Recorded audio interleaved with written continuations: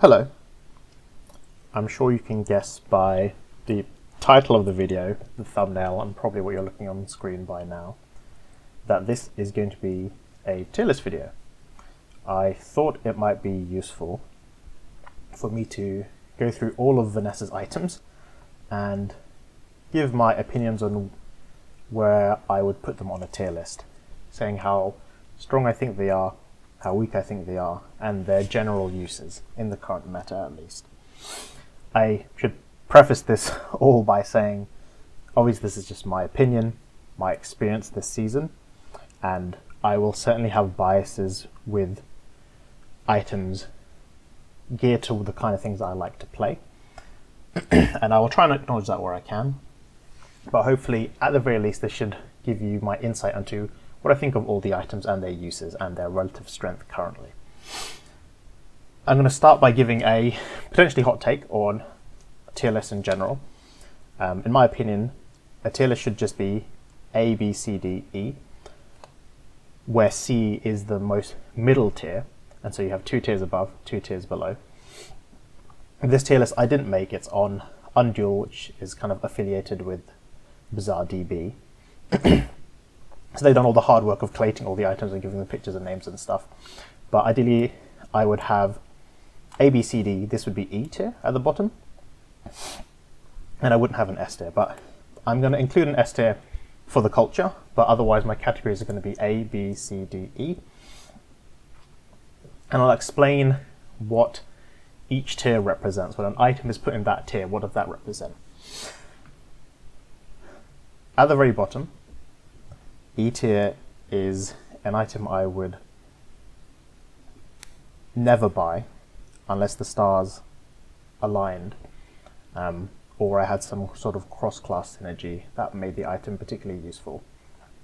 But in a normal Vanessa run, these are items I would never really buy at all.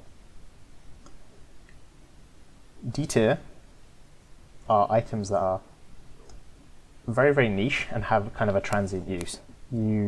Particularly early, you might use these items when you don't have a better choice, but very, very quickly you would swap them out for better items in their slot. They have a very, very specific use that you can keep them around for that use for a bit, but very quickly you want to get rid of them. C tier is middle of the road. These are sort of your pack filler items that are decent. The only reason they would be on your final board would be if you don't manage to find anything better than them. B tier are good items. So if it's a supporting item, it's likely a bit, likely has more of a specific use, and it's okay at doing that. And if it's a win condition, then maybe it isn't the strongest win condition in the current season. Maybe it falls off a bit, or it needs a bit too much specific support or high roll for it to work, or it doesn't scale very well into the late game, something like that. A tier are your great items. So if it's a support item, it would be particularly strong and or very flexible. If it's a win con, on the other hand, then it would probably be very powerful and it would probably go very late into the game. So you could play it on day 10, 11, 12, 13, 14, 15, whereas a win con that goes in B tier, probably you'd have to ditch it after day 13, something like that. I'm including an S tier for the culture. So any items in F tier are implicitly in E tier, in A tier, sorry. But they transcend A tier because I think they would have universal appeal outside of Vanessa as a character. What I mean by that is they're so powerful and have such like general good qualities and use that every character would likely buy them. And these are items that if I see them on Vanessa, I'm like snap buying anyway if I can afford to, just because I'll probably have a use of them and they're very powerful. And I think you could probably predict what some of these items would be. To clarify, I'm only ranking these items against other Vanessa items. This is not like in a vacuum against all items in the bazaar. This is how strong is this item on Vanessa in a typical Vanessa run, specifically in the current meta. So how strong are these items right now as of patch 16? My general metric for ranking the power of an item and deciding where to place it is a combination of purchase rate and its specific power. So purchase rate means how often do I end up buying this item, which pretty much translates to how flexible is this item. So if an item is, expensive, but it has very generalized use, it can be used in like 4 or 5 builds, then I would consider it more highly up the tier list. And power, obviously, if an item is very strong, I would consider it more highly up the tier list. So, for example, if an item is pretty strong but has only a very niche use, then I might fall lower on the tier list. If an item is very niche but also extremely powerful, then I might end up higher on the tier list. And if an item is like a decent power level but it's very flexible, then I might end up higher in the tier list than something else. The way the items I have laid them out are by tier, so bronze, silver, gold, diamond, and alphabetically. So if you want to follow along at home, what you can do is you can go to BazaarDB, and what you can do is if you go to filters, you click Vanessa items only. You might need to turn off packages just to make sure you don't see packages. Go to items. Oh, sorry. And then if you click exactly on the tier, you can go to bronze tier, and you see all the bronze items. And then when you switch to silver tier, you'd see only all the silver items, and so on and so forth. And then if you want to make sure they're sorted alphabetically, you just click sort by name. And there you can see ambergris, barrel, bayonet, beach ball, bilge worm. If you go back to the tier list, ambergris, barrel, bayonet, beach ball, bilge worm. Okay, without further ado, let's start looking at some items. Ideally, I want to keep this within 2 hours if I can. I'm going to try and speak a little bit about each item and my thoughts on its use. And if it's particularly weak, then I might comment on why I think it's weak and what they could do to make it stronger. But I'll try and keep the pace moving a little bit to make sure we aren't taking too long and I'm just rambling. And also, final thing before we jump in, I'm not going to order items in each tier. So I'm not going to say, oh, strongest on B tier is on the left to weakest on the right. That's a bit too much sort of granularity. I don't think I have the ability to account for. But if I think an item is like, I think, this is pretty strong for B tier, maybe on the border between A and B tier, I'll mention that. But in general, I'm not going to rank them in the tier. I'm just going to try and have them alphabetically ordered. Anyway, our very first item is ambergris. So this is a decent econ item. I'm going to throw this into B tier. Ambergris is great if you can get it early. So a bronze ambergris is every aquatic item increases the value of this item by 1. So if it is bronze and you buy a small bronze item, that small bronze item buys for 2, sells for 1, and increases the value of the ambergris for 1. So it's net neutral. You don't lose money when buying it. Except there's kind of an asterisk there because half of that value is being held in the ambergris. So let's say you have 2 gold and there's 2 bronze items in the 2 small bronze items in the shop that you want to buy. In theory, because you're net neutral when you buy a small aquatic item with ambergris, you can buy both of them, right? Well, not really, because you buy the first small bronze aquatic item for 2, you sell it, it goes back to 1, and the other 1 gold is in the ambergris, so you have to break the ambergris to buy the other one. So it's not, you can't just keep buying and selling, because eventually half of that money is going to be held in the ambergris, and breaking the ambergris early, you might not want to do that. If you can find a silver ambergris early, then it gets 2 value for every aquatic item you buy. So now every small bronze aquatic item you buy buys for 2, sells for 1, and puts 2 value in the ambergris. So you're going +1 every time you buy a small bronze item. As far as econ items go, ambergris is pretty good. Vanessa has a few econ items, and we'll talk about all of them, but they're all pretty great in general. So as long as you can find, one of them, you'll be happy. I'd say the issues with ambergris is that aquatics right now just aren't that strong at the moment. Weapons are generally a bit better, so I'm not finding myself buying ambergris as often, but if I do go down an aquatic line and I see an ambergris early, it's worth picking up because I'll probably get a lot of value out of it, especially if I get it to silver. And the best part about ambergris is it only takes up 1 slot, which is really efficient. Anyway, onto barrel. Barrel straight into F tier, just unplayable. I never buy this item. The issue with barrel is basically, I think, in terms of defensive items, Vanessa is never wanting to go for a defensive strategy in the same way Pig or Jules might. You're You're not going for these 0 DPS builds where you just you scale your defense and try and outlive the opponent. So barrel is not very good because that's what it is trying to do. It also doesn't scale very well. I think it did get buffed last season. I think the cooldown went from 6 to 5, but it's just never a game plan you want to pursue, and Vanessa's like skills and packages don't really support that. Where Vanessa's best defensive items lie are in having 1 or 2 really efficient defensive items, which, you know, something like Coral or Coral Armor, which we'll talk about very soon. And I think, you know, I'm never wanting to buy barrel on day 1, because if I'm going for a scaling strategy, I'd rather go damage than offense, and I never find myself buying this item. Bayonet, I think I'm going to throw this one into D tier. Bayonet is fine. It is, you know, it takes up a small slot, and it essentially every time you use the weapon to the left of it, this triggers again. So if you have a fast weapon like Katana, it's like you can not double its damage, but you plus the damage of the bayonet onto it. I don't think the bayonet scales very well. If we have a look, I think it's 10, 20, 40, 80. So, you know, giving Katana plus 10 damage for the space for 1 board slot is only really okay. Obviously, if you have damage scaling, board-wide damage scaling in the way of like Shark Claws or a skill like Strength, it goes onto the bayonet as well. The issue is that ultimately, with Vanessa's current weapon strategies, you want to be utilizing crit a lot, and bayonet can't crit because it's a passive item. So that's 1 slot that is never critting, and when, you know, that means that's 1 slot that is not critting for your Cyber Sai or your Scimitar. It doesn't count as a weapon activation, so it doesn't trigger for things like Trebuchet or Cannonade. And so, you know, I don't mind playing this on the board early if I have no choice, but very quickly I want to ditch the bayonet and put a fast small weapon in there to actually start benefiting from these triggers or scaling damage, etc.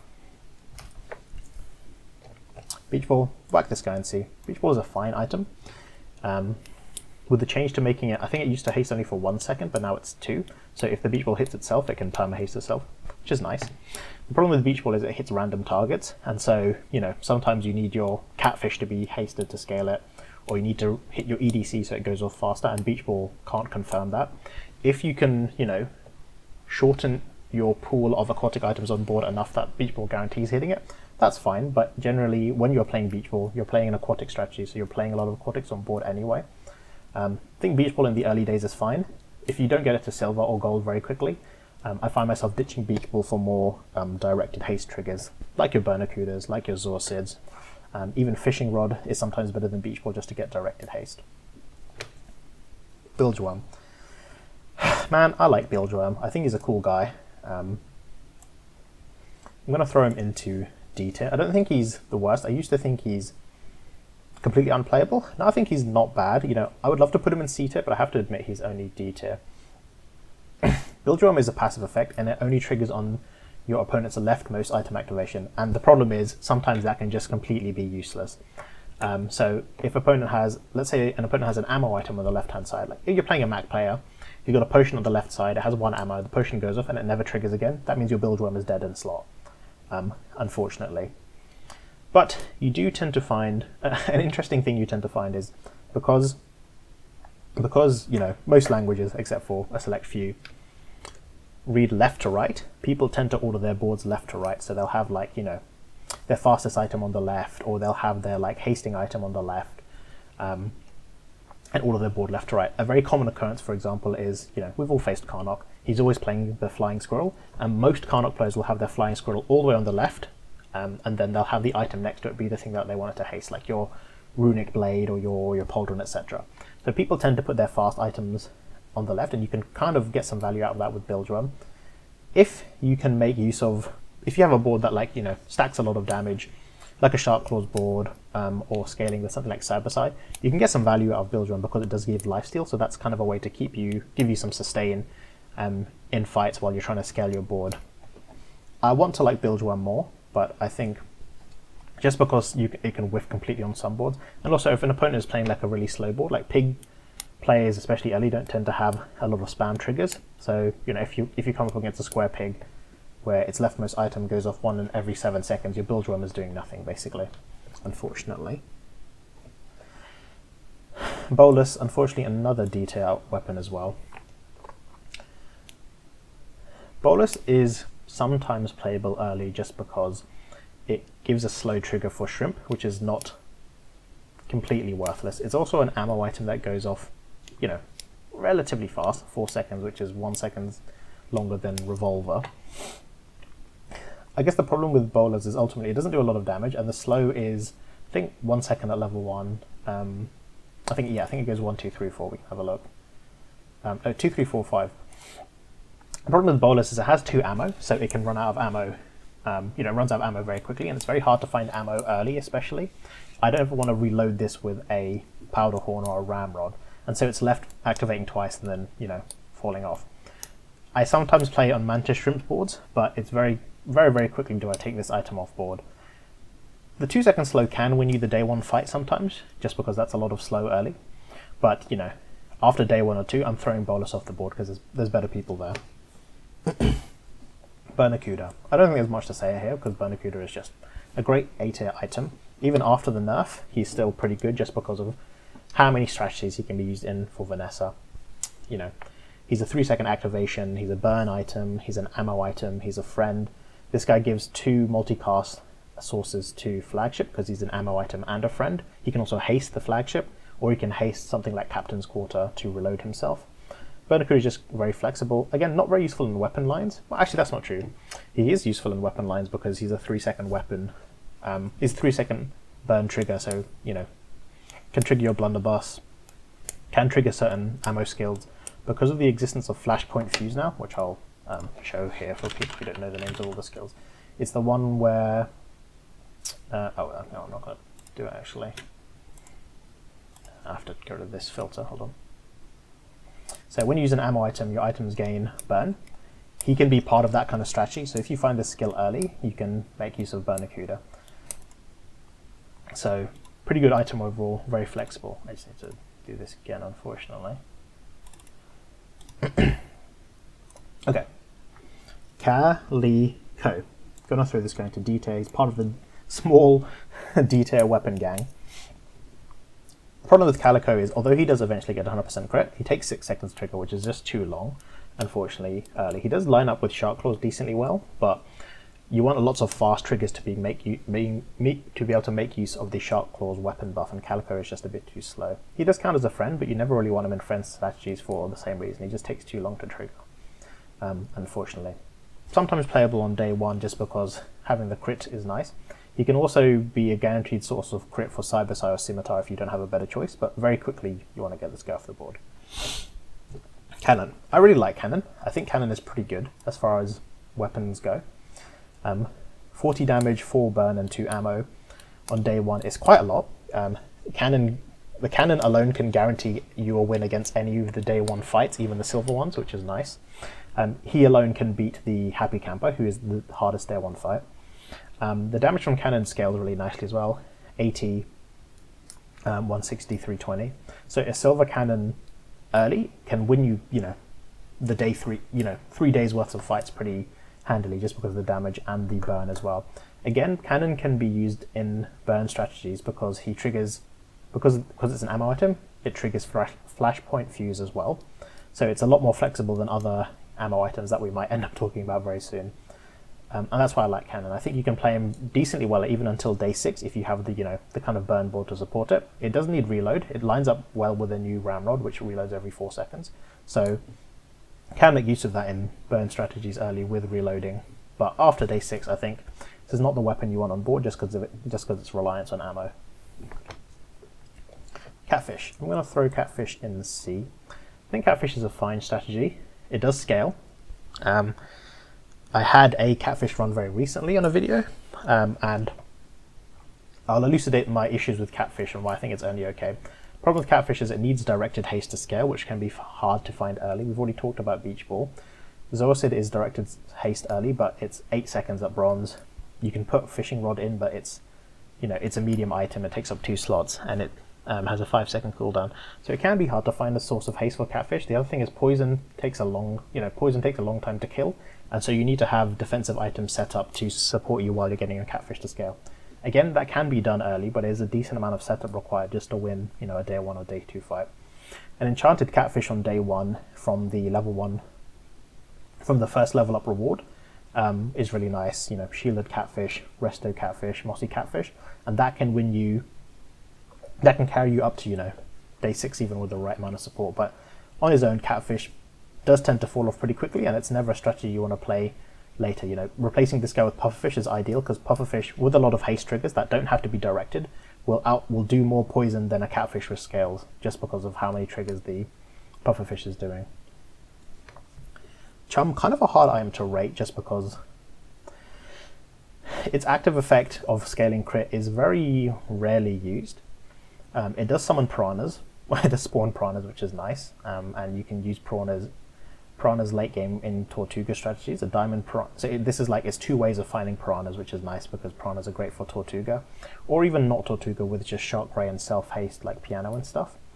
And as always, the best thing about Chum is it is free to buy, because let's say a bronze Chum you buy for 2, it sells for 1 gold, and then the piranha it summons also sells for 1 gold, which means any of your items that get better when you buy a aquatic item, like your ambergris, like your coral armor, you can, you know, juice them for free. Also for Cove, it's 2 cell triggers, which are also free, so you're getting plus 2 gold every time you buy one of these, which is nice. Throw Chum in C, just because I think, because of its flexibility, because of its use in those, you know, because it's free and it can be used in certain aquatic strategies like juicing those items I mentioned.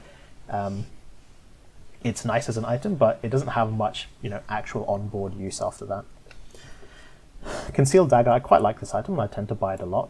4-second weapon with an okay damage output, but the haste, although random, is nice to have. It can, you know, 1 random haste for weapon boards can speed up your small weapons to have another hit, and it also gives 1 gold, which is, you know, having +1 income in these days with 5 base income is really nice, actually. There's actually 7 income, because you have 2 fights guaranteed every day. You have the PvE fight and the PvP fight.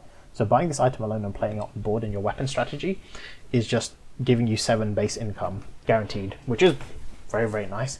I tend to keep this on board, and it's not uncommon for me to take this all the way into the end game with a weapon board. The haste trigger from Concealed Dagger, since Concealed Dagger is a weapon and it gives a haste trigger when it activates, it triggers the Trebuchet twice, which is quite interesting. So something to think about. Coral, I'm going to firmly throw in C tier. I think it's fine. One of Vanessa's better defensive items. It's pretty efficient, actually, because it takes 1 slot. It's a 5-second cooldown, and if you can juice it enough, the Silver Coral can heal for, you know, 200 health or something, which is quite a lot.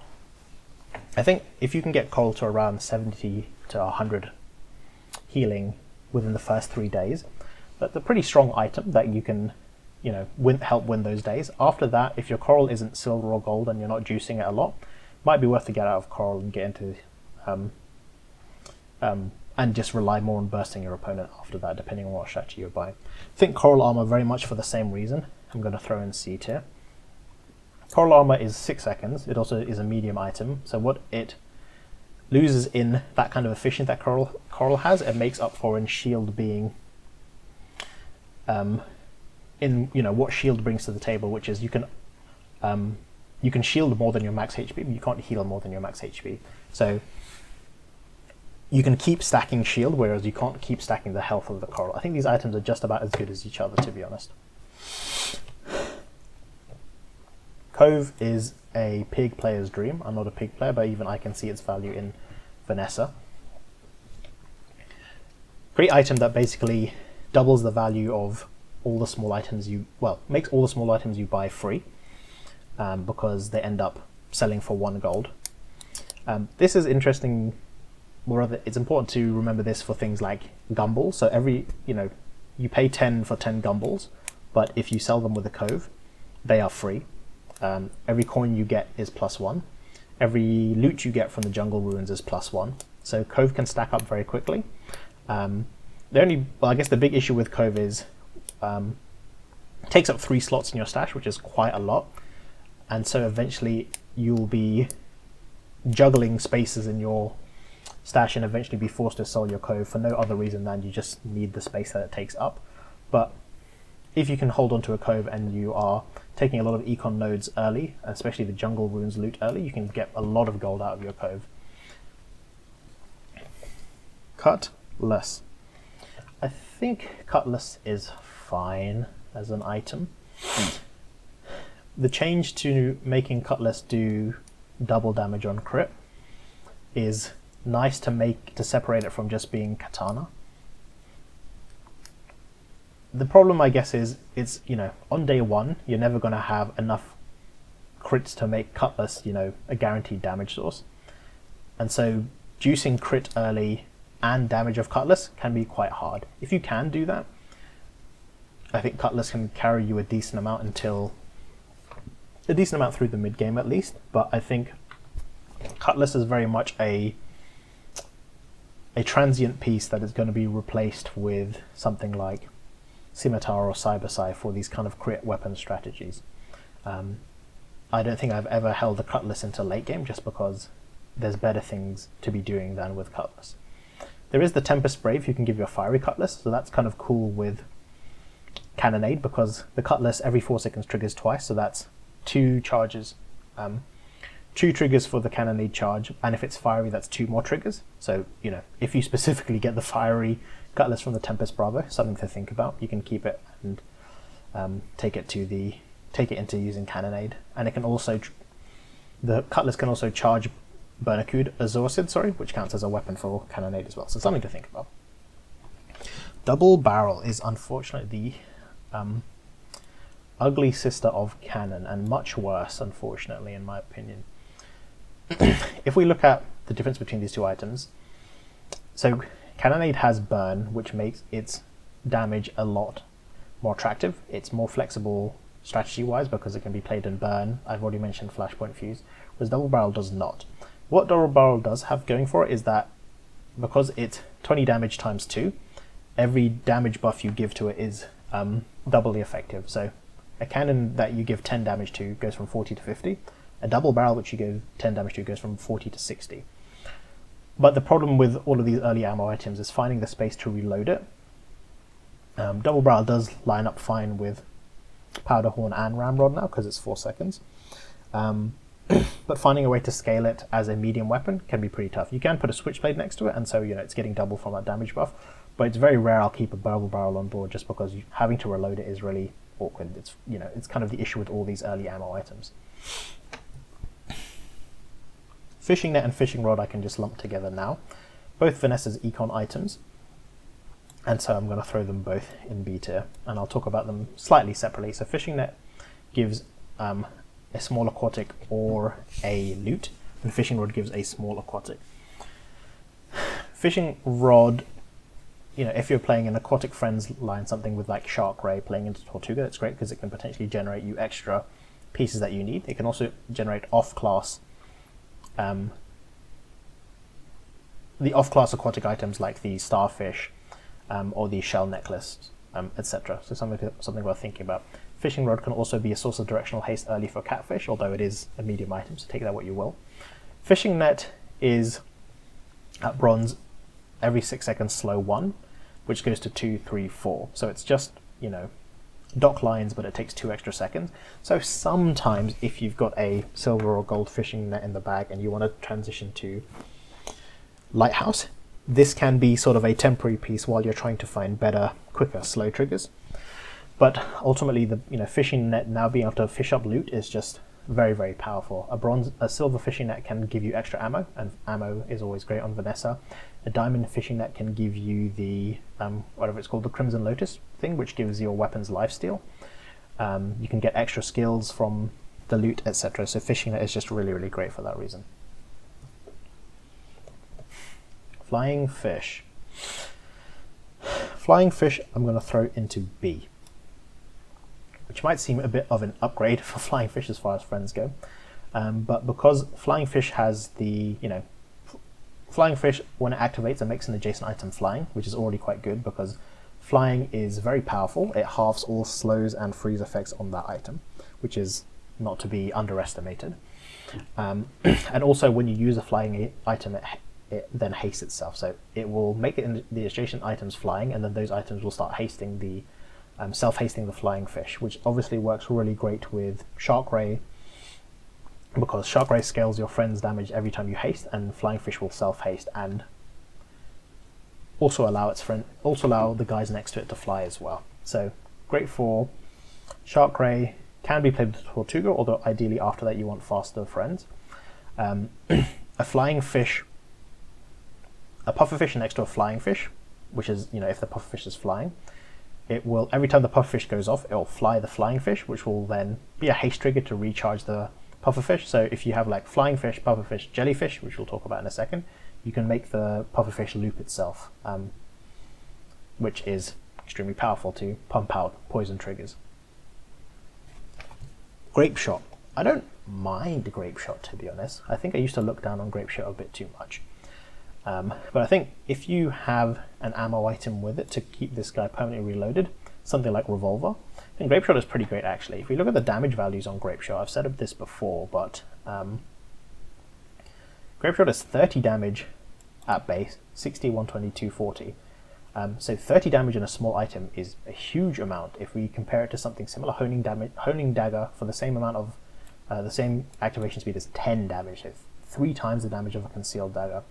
Obviously that's with the caveat of being able to have the Grape Shot permanently reloaded, and so if you do need to find something to do that, like a Revolver or a Nesting Doll or a Pop Snappers. But if you can do that, I think Grape Shot can be played on board for quite a long time just because of how much base damage it gets. If you have a lot of crit, Grape Shot can crit and pump out a lot of damage that people might not be expecting. Grappling Hook. Grappling Hook is kind of like the twin brother of Bolus. They changed Grappling Hook, so it used to be 6 seconds slow for, I want to say 2, and then the amount of triggers scaled, so it used to be, I think, 1, 2, 3, 4. Now Grappling Hook always slows 2 items, but the amount slow scales now. I think it's 1, 2, 3, 4. Yeah, and the damage scales as well. Grappling Hook, very much for the same reason as Bowlers, I could play because if I have an early shrimp to have extra slow triggers. But like I've said before, I don't want, I want fast weapons on board when I'm playing Vanessa, and so Grappling Hook very quickly will be replaced by the faster triggers like Revolver, like Narwhal, etc. So sometimes I would play it early. The 2 slows on day 1 can help you cheese a fight, but I'm very, very quickly wanting to replace this Grappling Hook. Grenade. I don't favor Grenade often just because it's hard to buy it in a vacuum, but Grenade is actually quite powerful. Grenade is, 50 base damage, 50, 100, 200, and I guess 400, yeah. So that's quite a lot of damage, and Grenade also has a 25% chance to crit base. A Silver Grenade on day 1, which crits, is 200 damage, which is more than half, which is, I think you have 400 damage at the end of, 400 health at the end of day 1. So a grenade that crits on day 1 can half health your opponent and let you steal a win, which is nice. You can keep it reloaded very easily with Gunpowder or Ramrod, but again, with all these early ammo items, it's hard to have the space for an ammo item and a reload source for it, and so might play Grenade for 1 or 2 days to cheese a win. But if I don't have a way to reload it, something like Captain's Quarter, I'm probably going to get rid of it very quickly, just because Grenade, and it's not that fast either, it activates every 5 seconds. I honestly think you could reduce the cooldown of Grenade, keep it at 1 ammo and keep its damage the same, and it would be a bit better and not too strong at all. But Hand Axe. I think this item is between C and B, to be honest. I could put this, I would say maybe this is at the higher end of C, closer towards B. Hand Axe is like having the skill Strength. So Strength is give all weapons 5 damage at bronze, 5, 10, 20, and I think Hand Axe scales 5, 10, 15. Yeah, 5, 10, 15, 20. A Silver Hand Axe giving 10 damage to all weapons on board is quite a good amount. That's not to be underestimated. It does activate every 6 seconds, which is a bit slow as far as weapons goes, but it hasn't got ammo, it doesn't run out of ammo, so that's always nice. This can be nice to juice up a wide board of weapons. It's not uncommon on day 3 at the end of day 3 to have, Shark Claws plus just like 8 small weapons on board, and Hand Axe is giving plus 10 damage across 8 weapons, so that's plus 80 damage to your board, which is really, really powerful. Gold Hand Axe you can even play on a board with like Scimitar to just give it a bit of more base damage while you're trying to find the scaling damage pieces for it. So I don't hate Hand Axe actually. What are the yeah, I think if Hand Axe could find another tag maybe, it would be a bit better. but I guess it is literally just a hand axe, so hard to give it extra tags. Honing steel, I quite like honing steel. It is a scaling option you can find on day 1, and sometimes it's the only scaling option you find, and it's not too bad in that regard. I think it's 5, 10, 15 to your left and rightmost, so that's not more than something like a shark claws. It's every 3 seconds, so it triggers quite fast. Obviously it can't buff your entire board, but if you on day 1, if you have like honing steel, 2 weapons, and then maybe like a defensive item, you can potentially stall enough to get the honing steel to give a lot of damage. Honing steel also counts as a tool, which is very nice because it can be good for increasing the damage of large weapon single item boards. So if you only have 1 weapon, it's both your leftmost and your rightmost weapon, so it gets both buffs from the honing steel. So flagship plus honing steel, like a silver honing steel, every 3 seconds it will be giving the flagship plus 20 damage, and it counts as a tool to give the flagship another trigger. Similarly with submarine, it will give it both triggers as well. So honing steel can have some like pretty cheeky uses. It's not the best in terms of damage scaling. If I had a wide weapon board, I'm probably getting rid of the honing steel. But in those larger weapon boards, it can be your only source of damage scaling, to be honest, and not be too bad at that. Gold honing steel is giving 30 damage to a flagship every 3 seconds, which is pretty good. And you can, in those kind of boards, you're trying to haste all your items anyway with things like Captain's Wheel, so you can get a lot of good use out of your honing steel. Illuso Ray. I quite like Illuso Ray as well. The problem with Illuso Ray is that it needs 2 friends, and that can be quite difficult to set up on day 1. Well, actually, that's not true. It's not that hard to set up on day 1, I guess. But Illuso Ray is, Illuso Ray goes hand in hand with Mantis Shrimp, and so Mantis Shrimp can count as 1 friend. You need another friend, then you probably want some defense. Illuso Ray is 6 seconds, 3 multicast if you can, have a friend either side, which is pretty good. That's like, 3 activations every 6 seconds is like activating every 2 seconds, kind of, and it's 1 second slow. If you can get Illuso Ray to silver early, that's a lot of slow you're pumping out for those small early boards when the entire board isn't open to someone, so they don't have a wide spread of items to tank all those slows, and you can sometimes perma slow someone's board just from an Illuso Ray alone. For something like Lighthouse, I have carried an Illuso Ray all the way into a Lighthouse board, but when we're getting into later days, Illuso Ray taking 6 seconds to activate is a bit too long. It's also a lot of activations for something like Tortuga. Like I said, when it goes off, it's 3 triggers to charge Tortuga, which is very nice. So I think Illuso Ray has a bit more use than people perhaps give it credit for. And it has the Ray tag for some reason, so that's nice. Jellyfish. Jellyfish is pretty much just flying fish with a different coat of paint. There are some important differences in that Jellyfish hastes every time an adjacent aquatic is triggered. Flying fish has to wait for those items to be flying. It does give out the flying itself, but if you can't fly them beforehand, you have to wait 5 seconds for the flying fish to go off to haste the item, and then it will start flying. It will start hasting the flying fish. So Jellyfish and Pufferfish is a pretty common combo, just because put the Pufferfish next to the Jellyfish. Every time the Jellyfish triggers, the Pufferfish. Every time the Pufferfish triggers, the Jellyfish will self-haste, which gives 1 extra charge immediately to the Pufferfish, and you can form some pretty quick loops for the Pufferfish just by having it next to a Jellyfish. So it's more of a combo piece than anything. It's great with Shark Ray for the same reason, because self-haste triggers on a friend will scale all of your friends. But once you get to Tortuga, you don't really want Jellyfish just because it takes too long to trigger. When you're playing Tortuga, you want a lot of fast friends triggering, and Jellyfish takes too long, unfortunately. Katana. I've kind of come off Katana. I would put this at the bottom of C tier, to be honest. What Katana does have going for it is that it's a 2-second activation, and so it can scale very quickly off something like being put next to a Switchblade, or for example, it can trigger Bayonet very quickly. The problem is Katana is a medium item, which is takes up a lot of space when you're playing a large board of weapons, and its base damage is very low, so you need to scale its damage very quickly for it to have a lot of powerful effect. To speak of off-class items for a second, a powerful combo is if you fight the thief enemy, the crow guy, he can give you the Shadow Cloak, which is when you use the weapon to the right, haste it and give it damage. So you can haste the katana, it'll be perma-hasted so it goes off every 1 second, and it will be scaling its damage. So that's a pretty good combo that can win you a couple of days, just because katana goes off very quickly, goes off every second, and it scales its damage from the cloak.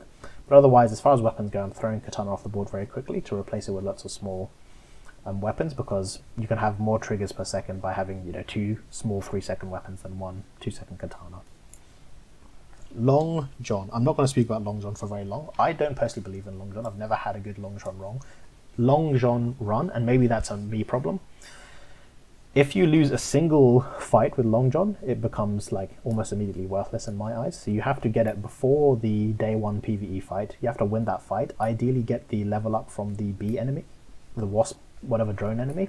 Then you have to make sure you win your day 1 fight, win your day 2 PvE, and then the PvP, and so on and so on. Which, you know, if you ever lose it, you know, you can lose PvP fights for no good reason. You just, you know, face a counter.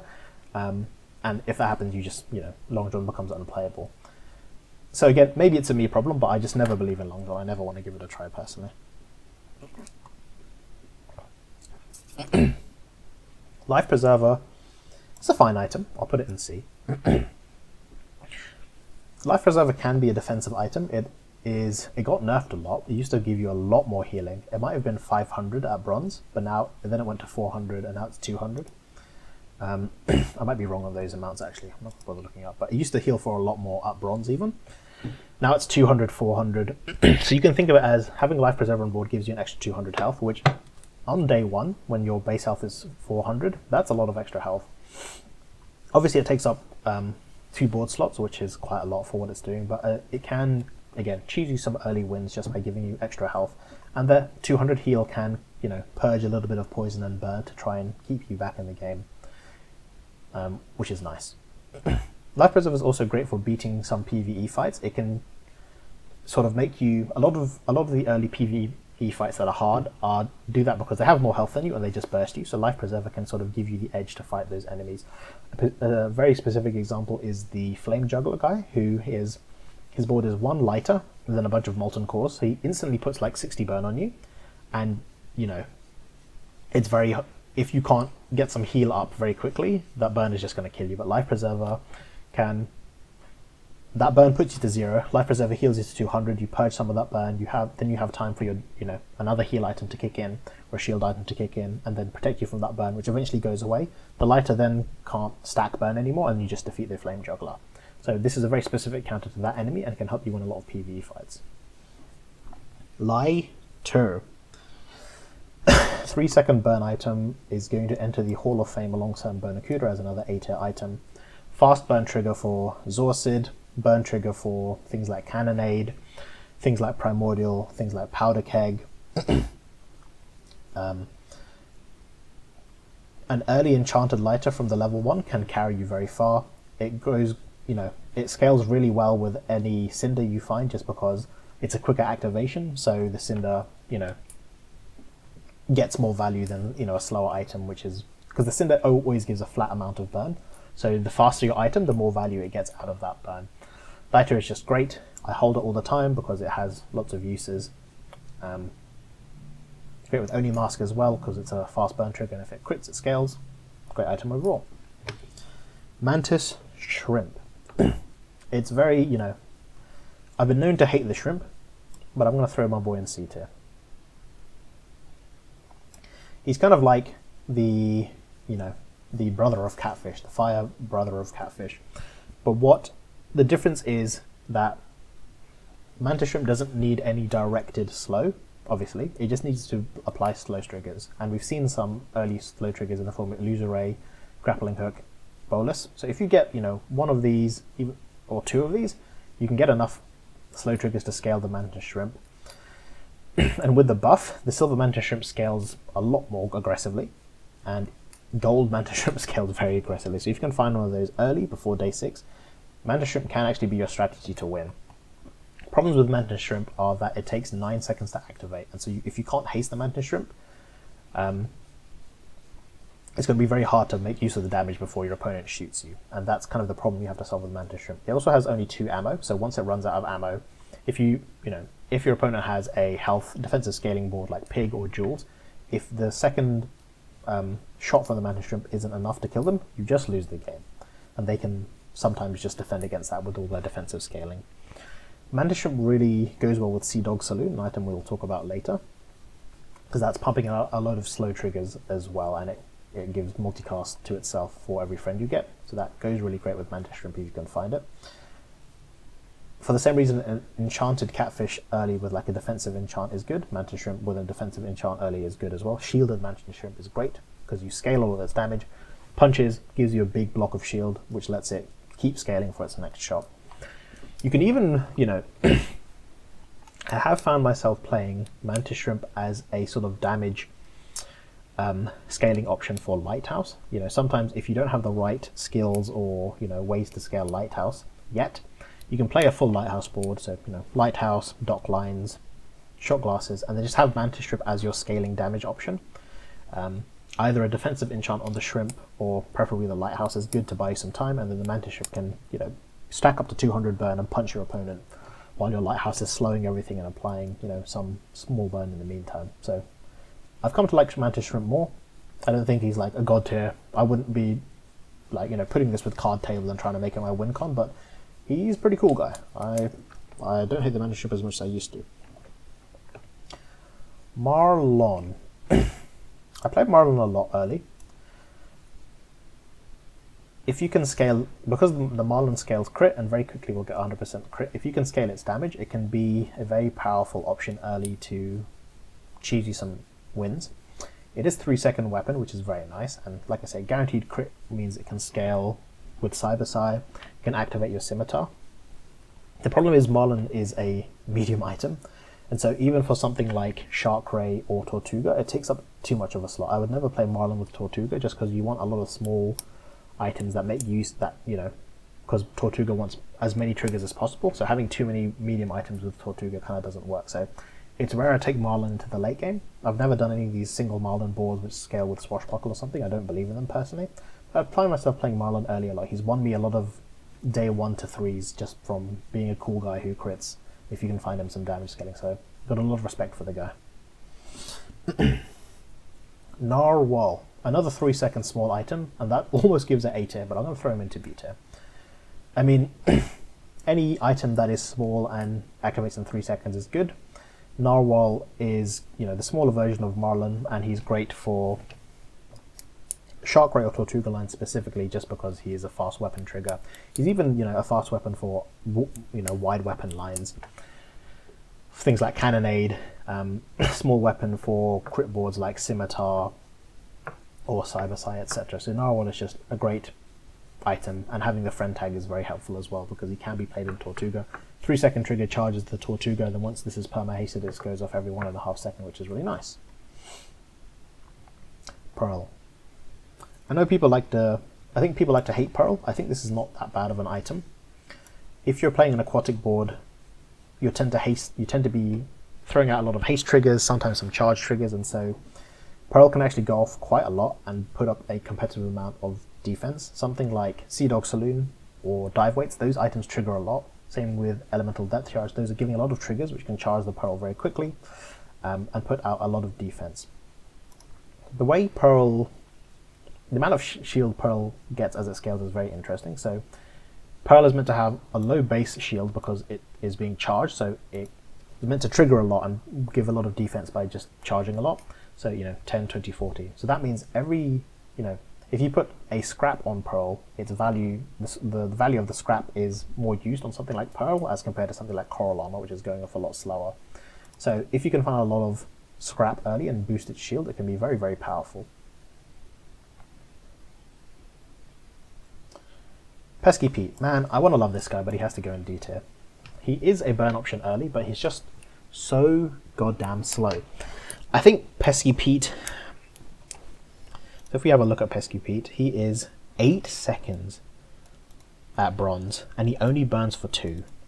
And he has a conditional on his multicast. He needs to be adjacent to a friend or a property.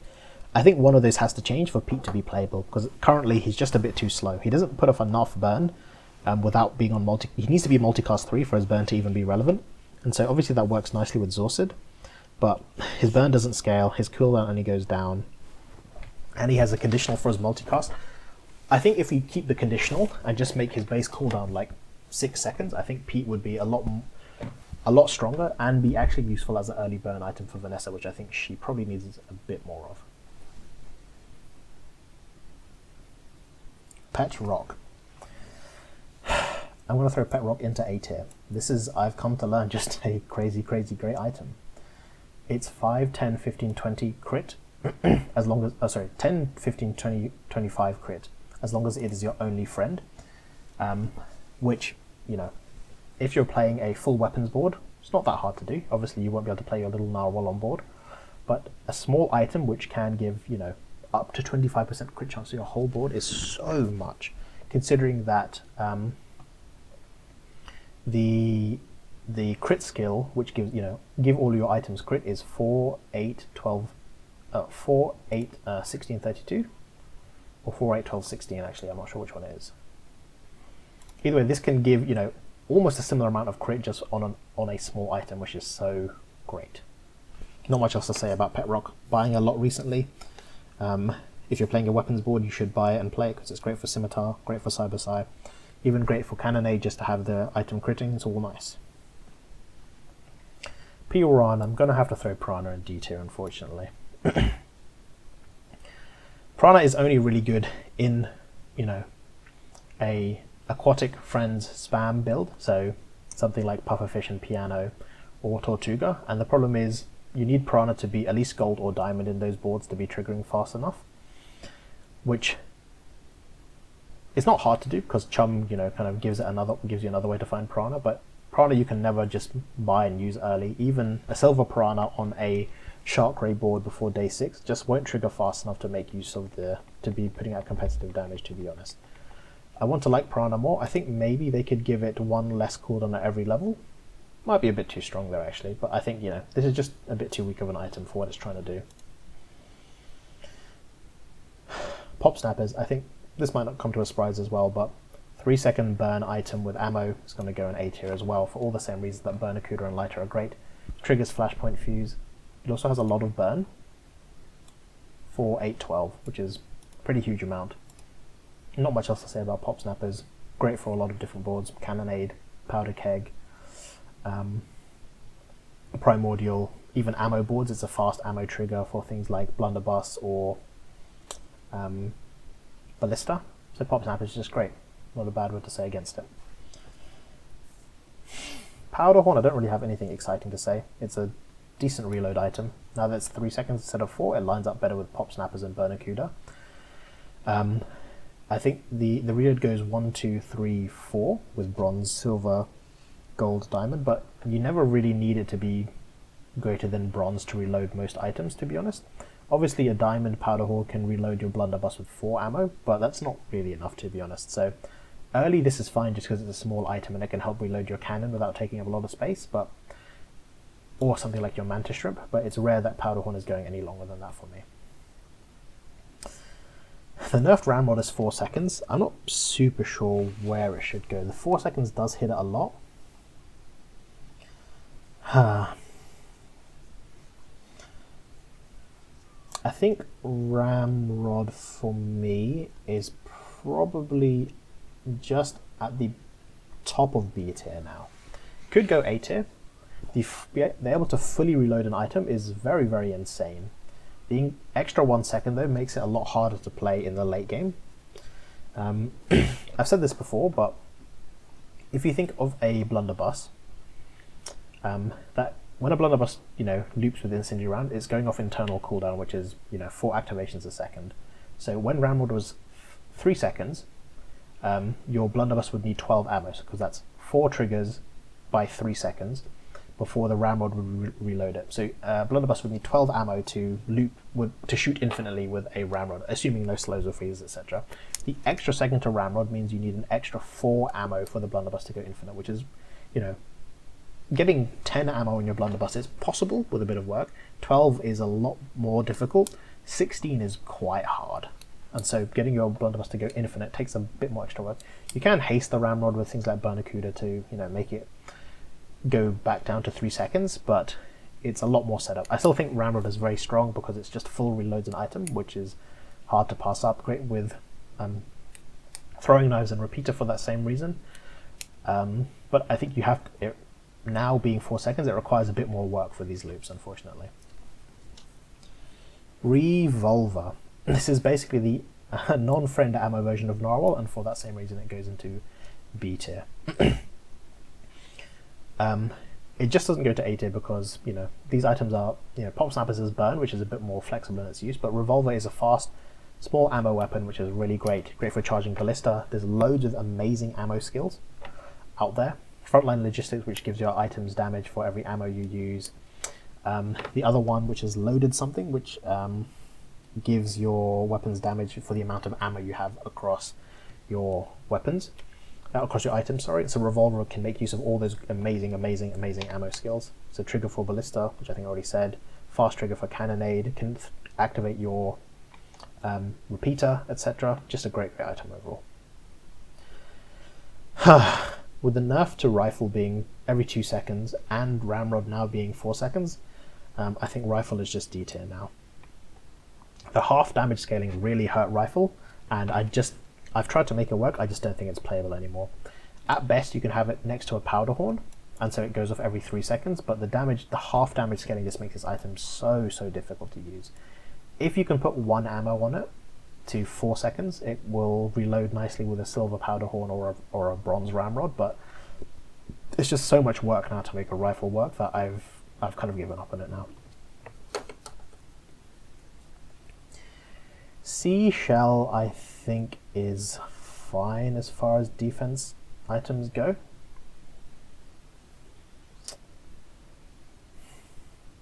I think I'll throw it in D tier. Has definitely a niche use. If you have a full aquatics board, you can throw a seashell on board and get maybe like 70 shield out of a bronze seashell, 100 plus shield out of a silver seashell. But that's, like I said, that's a pretty efficient amount of block for a single small item that goes off every 6 seconds. But it's rare I'm playing seashell any longer than that. I'm probably just throwing it off the board and trying to do faster things eventually after day 4 or 5, once I've got more of a direction with my board. It's okay. I do find myself making use of it, relatively often, but I'm not keeping it on board for long. I think seaweed is a bit better just because it scales. I think bronze seaweed is really bad though. I think you need this to be silver just to scale quickly enough, but a silver seaweed can just get to 400 healing very quickly in the middle of a fight, and then that alone can beat some fights for you, and it can also keep you in the game long enough to do whatever you're doing with your aquatic board. Much like Pearl, there's a lot of fast aquatic triggers out there. Pufferfish can trigger quite a lot with the right haste setup. Dive weights triggers a lot. EDC triggers a lot. If you have a Pearl, it'll trigger a lot, so you can get the seaweed going quite quickly and doing its job. Shark Claws, I don't know if I need to say much about Shark Claws, but it's just a great scaling item. If you find this on day 1 early, your board is set for the next 4 days basically. Shark Claws, you just put a bunch of small weapons with Shark Claws, try and pump up on a bunch of damage and overwhelm your opponent. I think you need to find a silver Shark Claws very quickly. If you can find it on day 2, you're lucky, but I'm very commonly just using my day 3 level up upgrade on Shark Claws if I don't have a choice. I think after approaching day 6, if you don't have gold Shark Claws, I'm trying to throw it away and find a better scaling option, preferably with like Cyber Sci for critting. Captain's Quarters, which we can talk about later as well, is just a bit better version of Shark Claws. So I think it does fall off, but this is just a god in the early days. It's a great item that can, if you see it on day 1 in the first half of the day, it just sets the direction for what you're playing, and you can just win the early days very easily with Shark Claws. I'd love to see it. Shoe Blade, another D tier weapon, and look, it's 6 second activation like Grappler and Calico. Shoe Blade, the first activation is a guaranteed crit, but after that it's just another 6 second weapon that does nothing special. Guaranteed crit can be nice. It can trigger certain crit skills like on crit freeze. It's a guaranteed crit for something like Scimitar, which is okay. Guaranteed crit for Cyber Sci, which is okay. But that's the only time I'd ever use it, and I'd very quickly like to get it off the board to be just using small weapons that crit. Shovel.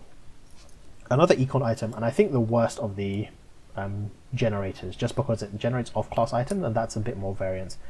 I think Shovel is good for burn builds, just because it can generate you some off-class burn items, which can be quite good. But it's all luck-based. It's just another econ item, and it's probably the worst one, because it's not giving on-class items. This gives loot and on-class items, this gives on-class items, and Shovel just gives random items. So sometimes you can high roll, but I'm not trying to account for high rolls here, unfortunately. Shuriken. I think I've spoken a lot in previous videos how much I hate Shuriken. I'll try and elucidate why now. The problem with Shuriken is that it requires so much investment to get it to work. Let's have a look on Shuriken here. Its base ammo goes from 3 to 6, but ideally you need to throw all your ammo into Shuriken just to make it viable. The problem is, and you need to juice its damage in the form of skills, something like Orange Julian, a lockbox, a figurehead, etc.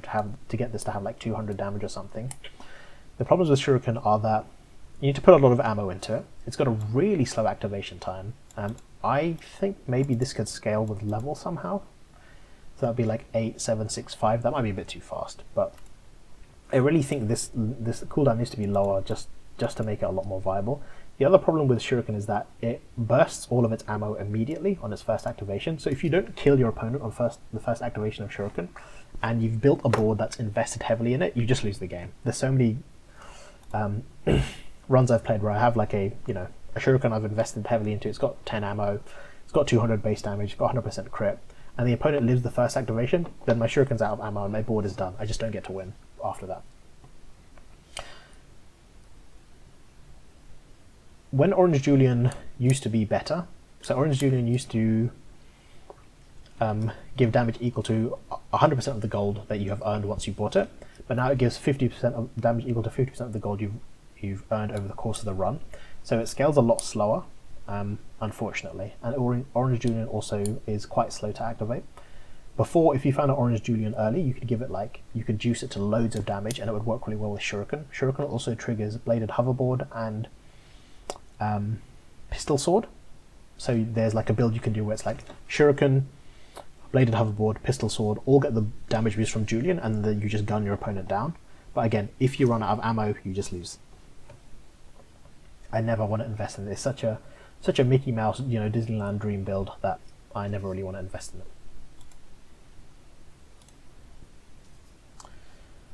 Star Chart. I'm gonna throw this buddy right in A. Not an S, in A. Premium econ item. So every time you go to the docks event, the dock event appears from day 4 to 7, and if you have a star chart or an astrolabe, you get a new option which is gain 1 XP and 4 gold. So if you buy star chart on bronze for 4 gold, it sells for 2 gold. So you've only spent 2 gold technically, and then if you go to the dock once, you're already positive on gold. You're plus 2 gold now, and every subsequent dock is even giving you even more gold, which is great.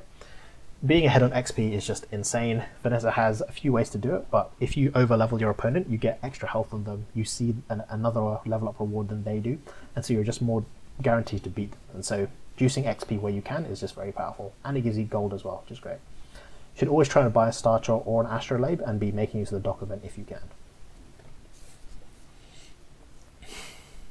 Switchblade. Gonna throw my buddy into B next to his damage scaling friend Shark Claws. What Switchblade does better over Shark Claws is that 1, it's small, 2, it counts as it's a fast weapon itself, going off every 4 seconds. It doesn't scale the damage, it doesn't give as much damage. I think it's 4, 8, 12, 16. When you use an adjacent weapon, it gains that much damage. So it doesn't give your entire board a damage buff, but it can be good early for scaling fast weapons, and it can scale a lot of large weapons as well. So you can play this next to a flagship. So every time the flagship goes off, which is like 4 or 5 times, it gains that damage buff 4 or 5 times.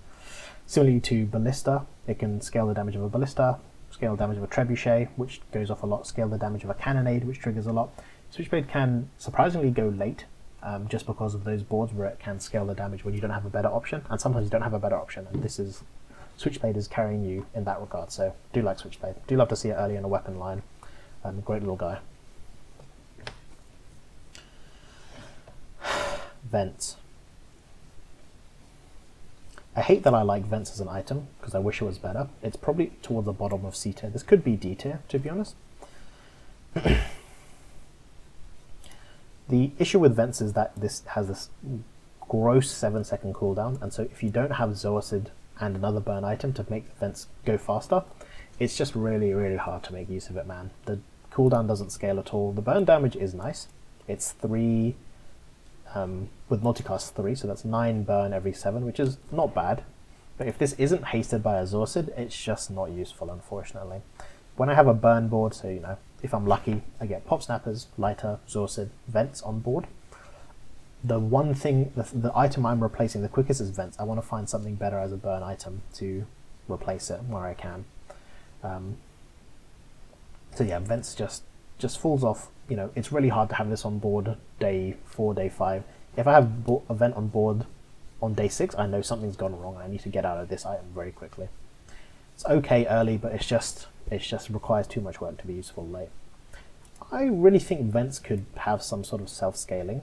I don't know how they do it, but I think Vents would be cool if maybe its base burn was less, like 2, and then it had some form of self-scaling, but maybe that's a bit too much I'm asking for. Wet Wear. I'm gonna throw Wet Wear in D. Wet Wear is kind of like Barrel, actually. Barrel scales off adjacent item activations. Wet Wear scales off every time you use a weapon, so it's easier to scale than Barrel. They did nerf it a bit, because maybe it was a bit too strong at Bronze and Silver, I don't know. I think Wet Wear has some niche uses in that if you have a full weapon board on day 1 but you don't have any damage scaling, you didn't find your Switchblade, you didn't find your Honing Steel, you didn't find your Shark Claws, you can have a weapon board with defensive scaling, in that you have a lot of fast weapon triggers that scale the shield on your Wet Wear, and you just try and out-shield your opponent. And if your opponent doesn't have a scaling build, you can beat them. But obviously, in those kind of boards, you just lose to something like Poison. So if you face Mac, for example, he has Regen, which beats your non-scaling damage, and he has Poison, which beats your scaling shield. Sometimes I will play Wet Wear day 1 when I don't have a better choice, but I'm getting out of this quickly. I'm selling this very quickly, and I'm just trying to find damage scaling. Yeti Crab. I think I might surprise people by throwing Yeti Crab in C here. I think people perhaps overvalue the Yeti Crab. Yeti Crab goes hand in hand with all of your poison items. Every time the Yeti Crab freezes, adjacent poison items gain poison, which is nice. So you can have it next to a jellyfish and scale it, next to a catfish, next to a pufferfish. Obviously Jelly Crab is made to play with EDC, because EDC with, you know, multicast 5 or 6 is freezing 5 or 6 times, so the Yeti Crab is scaling it 5 or 6 times, so after the first activation your EDC goes from, like, you know, 4 poison to like 30 poison, and so the next time your EDC goes off, it will just kill your opponent. But outside of that, Yeti Crab kind of does nothing. He's a bit too specific. He's good at what he does, but he's a bit too specific. He also, as a friend, has a 7-second cooldown, which is way too huge, man. I think they could cut this down by 1 or even 2 seconds, considering Ice Pick is a weapon which freezes and goes off every 4 seconds. I think Yeti Crab could probably go down 1 second, if not 2, and still be viable. Or maybe its cooldown scales with its level, so it's like 7, 6, 5, 4. I think that'd be cool to make Yeti Crab a bit more useful in these poison builds, just to scale them a bit faster early. Our final bronze item, and what a goodie, is Zoacid. This is just a Vanessa classic, goes straight in A. So versatile, it's a weapon, it's a friend, it hands out haste, great in burn boards, great not in burn boards as well, great for primordial. Goes hand in hand with incendiary rounds as well. If you can trigger incendiary rounds a lot, Zoacid can charge itself very quickly and go very nicely.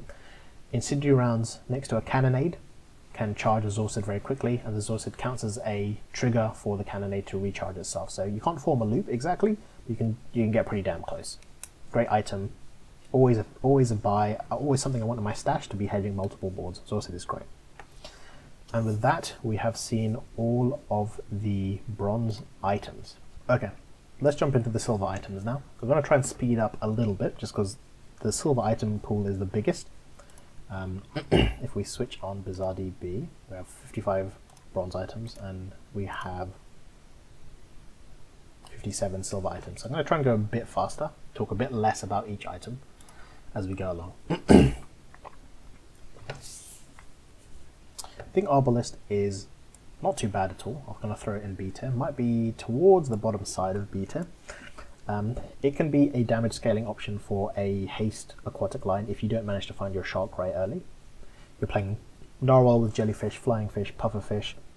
Might have Azorcid, might have dive weights, so it can scale the Arbalist very quickly. I think at silver, Arbalist is a bit weaker now. It has less base damage, but at gold, the damage scaling is now 100. So if you can find a gold Arbalist early, I think it's a decent option. The problem is it has 1 base ammo, so if you can get this to at least 2, you can probably kill your opponent by the second shot. I don't think, Arbalist is viable to be a late game damage option, just because its activation is really slow, 9 seconds, and even if it's perma hasted, that's like near to 5 seconds. Not without 100% crit, and maybe like a really good enchant at least. Astrolabe is just Star Chart but worse, and quite a lot worse, I'd say. This appears only at silver, so you're spending, whoa, where's it gone? You're spending 8 gold to buy it, and so it sells for 4 gold, so if you go to the dock once, you haven't paid yourself off yet, it's just neutral, and then once you go to the dock the second time, it pays off. Well, actually, I think with Astrolabe, the dock gives you 5 gold, so you go +1 on your first day. It can be hard to pay 8 gold for Astrolabe just to go to the docks, and so it'll go in C tier. Its effect is also not too bad. When you use another non-weapon, it charges and then it hastes random items in the same way Beach Ball does. I've made use of it sometime. It's rare to use it on board. I think Star Chart, something I didn't talk about, is it counts as a tool and relic, which is 2 triggers for flagship, and it reduces the cooldown of the flagship if you give it next to it, and it gives it crit chance. So Star Chart, you can play it on board for its crit and cooldown for something like for like big weapons like flagship or even submersible. Okay, bladed hoverboard I think is fine. It's pretty good with shuriken just because shuriken spams little triggers. Dive weights also spams little triggers which can make your bladed hoverboard go off. You can play it as a sort of transitionary piece in a full weapons board, just to be like, if you don't have any fast weapons, you can put this next to 2 fast weapons like your narwhal and revolver, just to like put out a bit of damage. But I don't know, I don't make use of bladed hoverboard very often. I often sell it very quickly after buying it. Bonfire, I'm going to throw this in D tier, is a very niche item. Haste adjacents every time you burn, and it's directional, so it's either haste left or right. It can give a burn board perma haste, but the problem is it's a medium item. It doesn't burn a lot itself, and it has a very long cooldown, so it's only useful as a haste option. You can do something cheeky with it if you get the skill. I don't know what it's called, but the one where when you haste a burn item, it gains burn. What you can do is you can use it to scale Lighthouse very easily. You have Lighthouse next to a bonfire, loads of slow triggers, and then every time you slow, the Lighthouse burns. So every time you slow, the bonfire hastes the Lighthouse, and so every time you slow your Lighthouse gains 1 burn, which is a pretty gnarly way to scale it. But outside of that specific use, I'm not ever really buying bonfire. Butterfly Swords. I think this is an item I undervalue quite a lot.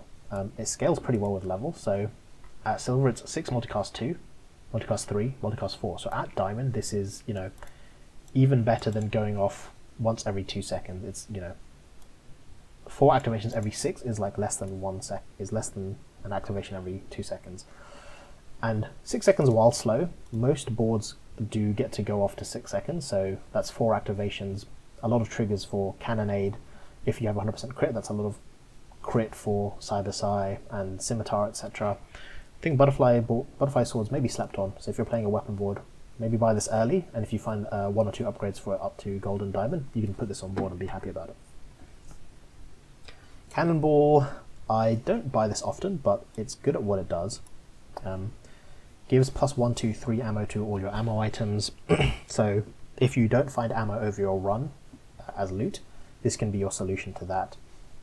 Great for throwing knives and repeater, great for blunderbuss. Again, like I said, to go infinite with ramrod you need 16 ammo, and this can be your way to get to that.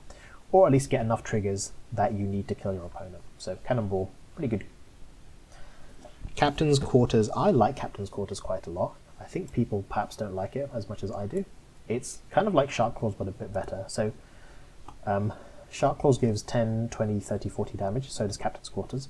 It is a large item, but it goes off 2 seconds quicker than Shark Claws. It also reloads all your ammo items, so you can play it with small ammo weapons like we've, said are pretty bad. Things like bolus, things like cannon, things like double barrel, which gets the doubles from the damage buff because it's multicast.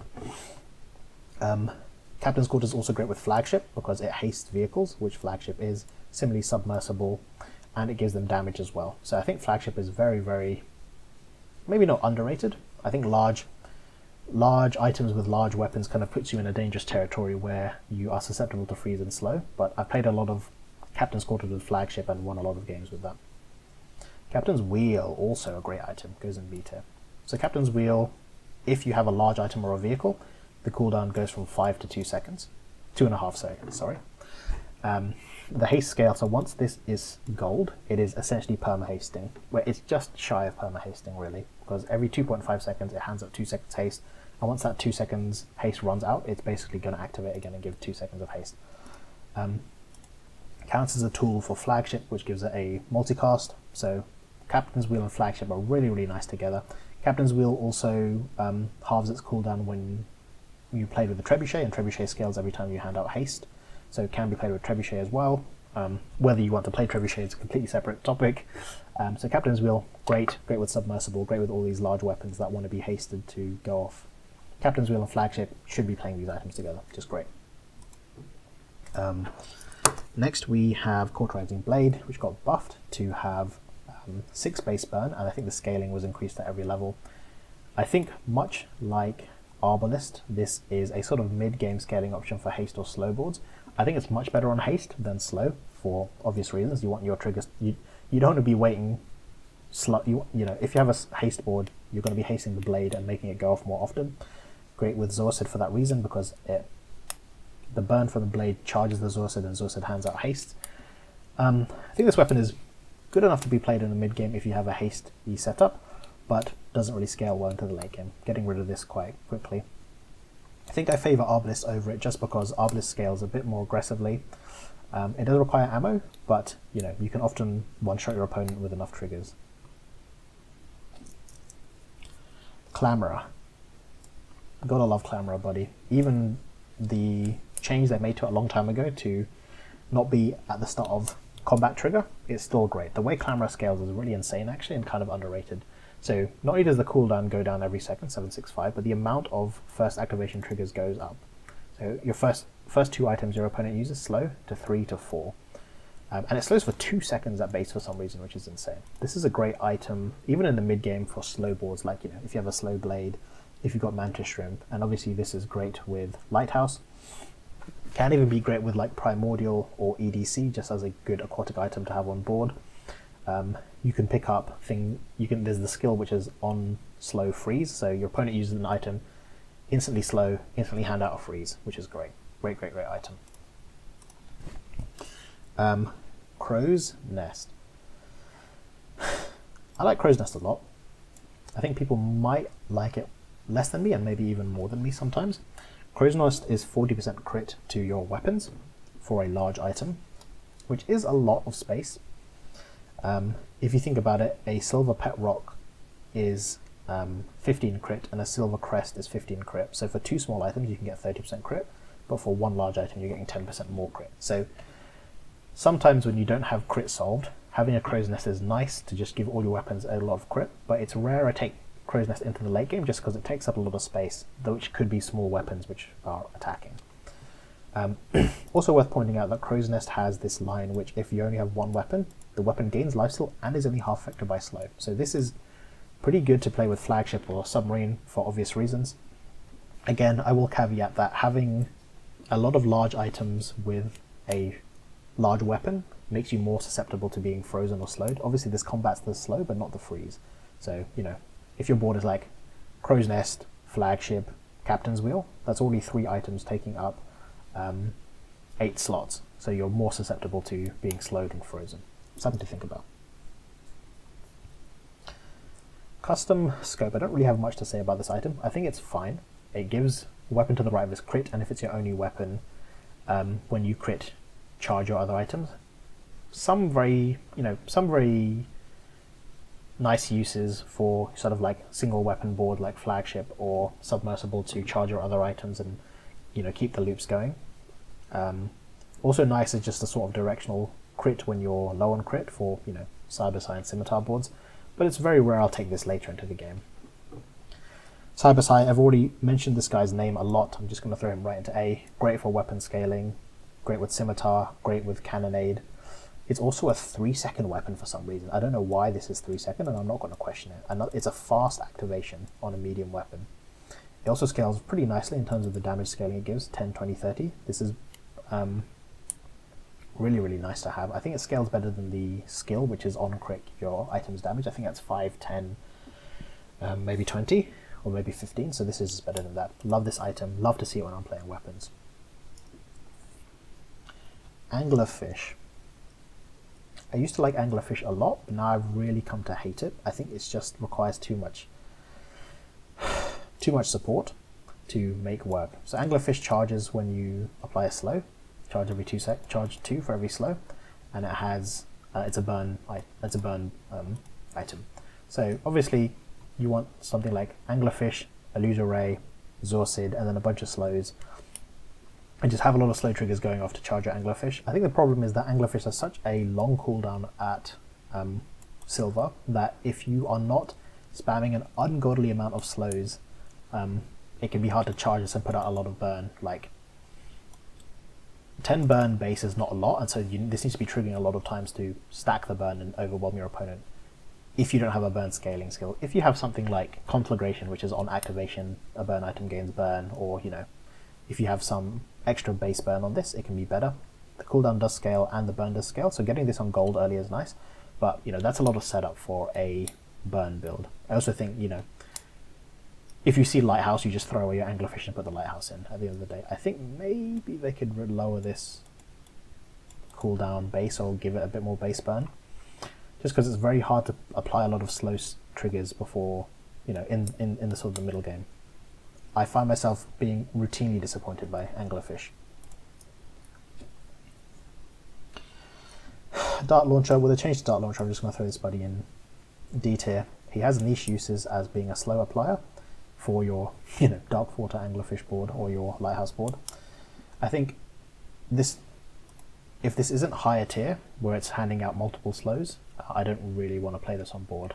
It is a you know, a 4-second ammo item, but it doesn't do damage anymore, so, you know, you can't play it really on a weapons board anymore. I mean, you can play it on like an ammo board with Ballista or something, but realistically, I'm not playing this for a long time. Disguise, kind of a hard item to rate. I'm going to throw it in C. So when you buy Disguise, it gives you either a small or medium item from another character. So you need to make sure you have at least two extra slots in your stash to make sure it can be a medium. And if you do get a medium item, this is free because it's like buy for 8, sell for 4, and then the other silver medium sells for 4. The effect itself is pretty interesting. So when you use an item from another hero, you charge 1, 2, 3 items from your hero. So if you are in a situation where you have a lot of off-class items, you can do some like funny charge loop stuff. But again, it's hard to sort of judge the power of a item which requires another item. I'm just going to throw it in C. But if you do have a lot of fast off-class item triggers, think about picking up Disguise and start assembling some disgusting chargy stuff. Dive weights, not much to say here really. Throw this buddy in A. Ammo item which triggers very quickly. The base cooldown is 8, but if it's adjacent to 2 aquatics, it goes to 7, then 6. Lots of triggers. Scales really well with ammo because it gains multicast based on its base ammo. Hands out haste. The haste scales with level 1, 2, 3. It's hard to, you know, this just goes in so many boards. Lots of triggers to scale your ballista damage, ballista multicast. I routinely put this next to incendiary rounds to have my primordial charge. A lot of haste triggers for aquatic boards, so, you know, your Arbalest will get charged, your Cauterizing Blade will get charged. Lots of ammo triggers for even stuff like, you know, if you have like frontline logistics, which is when you use an ammo item, your ammo weapons gain damage. Can work with Flashpoint Fuse to give your burn items a lot of burn. Just a great item overall. If you see it, you buy it more often than not. Dock lines. I think people hate dock lines more than I do. I'm going to throw it in C. Dock lines is a really strong and efficient slow item. It's a quick activation, 4 seconds. It slows two items at silver, goes to 3 to 4, and it slows for 3 seconds at base value, which is so much slow. Obviously great for Lighthouse. If you're playing Darkwater Anglerfish, you're looking for it. But outside of that, it doesn't really have much uses on Vanessa. Vanessa has very few items that, capitalize off slow. Mantis Shrimp, Cauterizing Blade, that's basically it. I guess Jitty and Kusarigami, but we'll talk about those later. It's a really good slow item, and if you ever get an off-class item that scales off slow, like Probo or Magnus Femur, you really want to buy this because it's such a good slow item. It's just Vanessa doesn't have a lot of good items that capitalize off slow. And it's an aquatic item, not to be ignored. EDC, gotta throw this in B. It's a great mid-tier win condition, sort of mid-game win condition, if you can get the setup for it, which is 2 things. You need a Yeti Crab next to it to scale its damage, and you need to give it at least 1 more ammo. So once it goes off once with the Yeti Crab, its base damage is huge, and then it goes off a second time and kills your opponent. You also need to find a way to haste it, because its base cooldown is 11, which is so long. That can be, ideally directional haste, so something like a Zorsid. Next would be nice. Beach Ball, which is random but can hit it. Barracuda is okay. You can also reduce its cooldown with Figurehead, which we'll talk about next. So really good mid-game win con. It can also scale into the late game by being a way to trigger your Primordial. A EDC which goes off 6 multicast is 6 times 3 triggers is 16, which is enough to charge a Primordial fully once. So if you can get your EDC to go off quickly, you can charge a Primordial and hopefully kill your opponent from there. Figurehead I'm also going to throw into B tier. I think this is a great item. So all aquatic items on the left get I think 10, 15, 20 cooldown.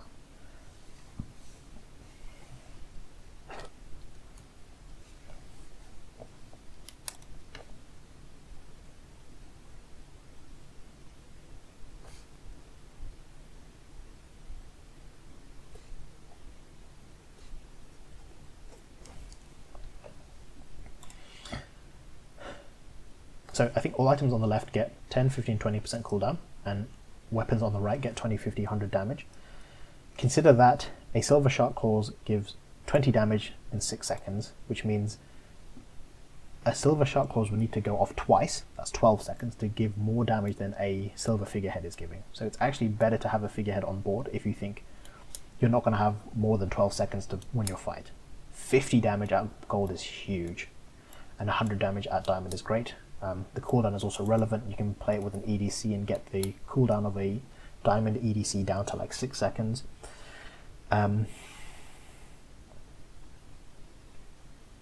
It counts as a relic, so that's 1 tag for flagship. So you can reduce the cooldown of a flagship from 5 seconds to 3.5 seconds, which is huge. And if you can haste the flagship with something like a Captain's Wheel, that's great. Captain's Wheel is also an aquatic, so its cooldown would be reduced. So it's very, very flexible. Consider, if you see a Figurehead, consider if it can make your aquatic board or even weapons board much better. Flagship, I've talked a lot about flagship. I'm going to throw flagship into... It's close. I'm going to throw it into A tier still. I think flagship is still good enough to be a demon, although it's probably getting towards the bottom of A tier now, just because the base damage has gone all the way to 35. It used to be 50, and before that I forget, but it used to be, I don't know if it was 100 actually, it used to be more. We can have a look actually very quickly. If we click on this, we can see history. 50, 40, 35, that's what it was, sorry. So it's lost a lot of base damage, which means you really have to solve its base damage. We've talked about a few ways you can do that, something like Switchblade. Ideally you want to do it through skills. But if you can get the flagship 5 multicast, which is not hard at all, there's a lot of efficient options. Like Dive Weights is another one, which is an ammo and a tool. So that's 2 triggers. Star Chart is 2 triggers. Barracuda is 2 triggers. If you can get 2 triggers, perma haste and damage scaling in the flagship, it can just carry you all the way to 10 wins. It is pretty susceptible to, these big weapon boards are pretty susceptible to slow and freeze. So finding a solution for that, if possible, can be tough, but if you can do it, you can carry to 10 wins. Harpoon. I don't have much to say about this item. I think it has some niche uses. I'm going to throw it into D tier. So it's an ammo item which destroys a small item from your opponent's board. It has 2 ammo at base, which is nice. And you can get the cooldown down to 4 seconds. So it can be a quick ammo trigger. I think it can find some use on ballista boards because it counts aquatic as well, which is pretty interesting. I don't know why I clicked that. Counts as an aquatic as well, so that's a multicast for EDC. So this can be kind of a way to stall a slower board that needs time to activate by shooting one of your opponent's items. Realistically, before your ballista goes off, this will go off twice, most likely, if it's at diamond. So it's 2 triggers for your ballista and also buys you time by shooting some opponent's items. I don't play with it much. I think it's a very niche, but if you see a ballista, your board might benefit from it sometimes. So something to think about. Okay. Ice Pick, I think, is a good weapon. 4-second activation also gives off a slow, and it self-scales, which probably by the mid-game is not relevant, but it is nice. It's a bit of disruption. It slows for a full 1 second, which is surprising. Counts as a, the freeze trigger counts for primordial as well, so it's a bit flexible in that. I like it as a weapon. I pick it up more than I expect in the mid-game.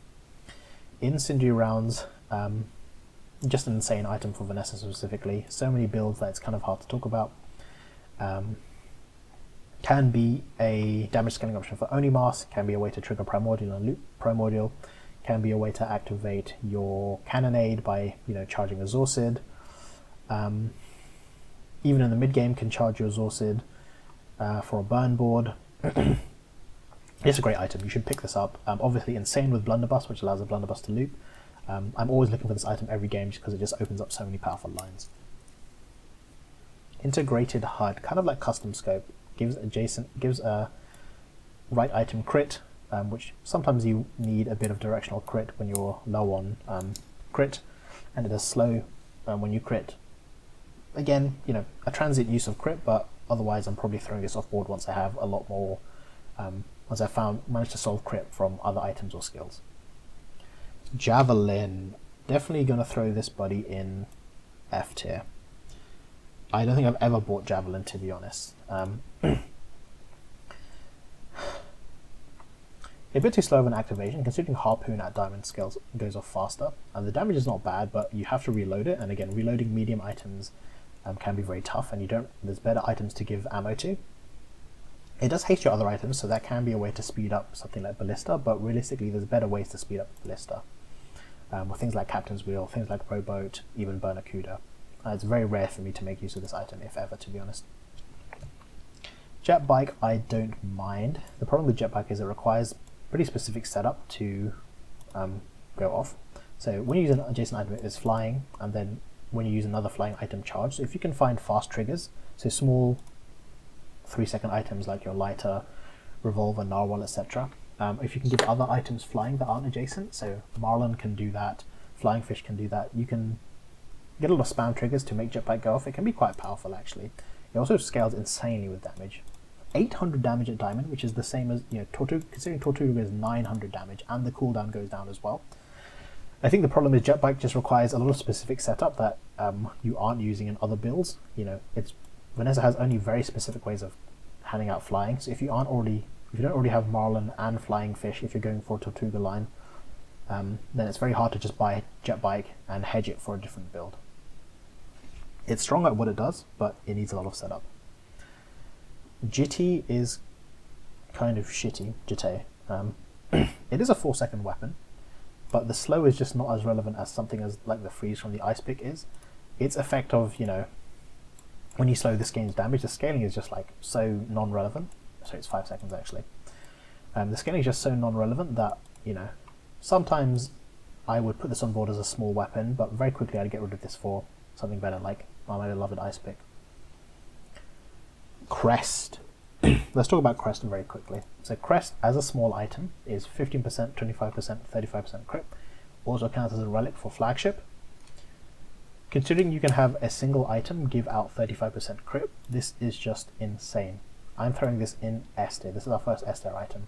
I think most characters, if they could have access to this, they would buy this just to be able to give all their items 35% crit in a small item slot. That is just so much crit to be able to have in a small item slot. Between these two items, you can have, if they're both diamond, that's, what is that? 35 plus 25 is 60% crit to all your items in two small items. I think Crest is just a bit better because Pet Rock has some caveats. It doesn't give as much crit. I think everyone who could have access to crit from, you know, day 2 onwards, they would probably pick it up. Crest is great. Kusarigami. I think people probably underrate how good Kusarigami is. Kusarigami is on crit or slow. Adjacent weapons gain, I think 4, 8, 16 damage. In lieu of something like Cyberside, which is obviously better because it's giving your entire board 10, 20, 30 damage, Kusarigami is a great damage scaling option. You could honestly have both on board and just juice one specific weapon like Scimitar or Cannonade. Kusarigami is also great on the off chance you find a something like Probo from a monster or Lightning Rod from Stel as a, you know, slow spam trigger weapon board. If you get a Obsidian Lighthouse, get a Kusarigami and just kill your opponent for free.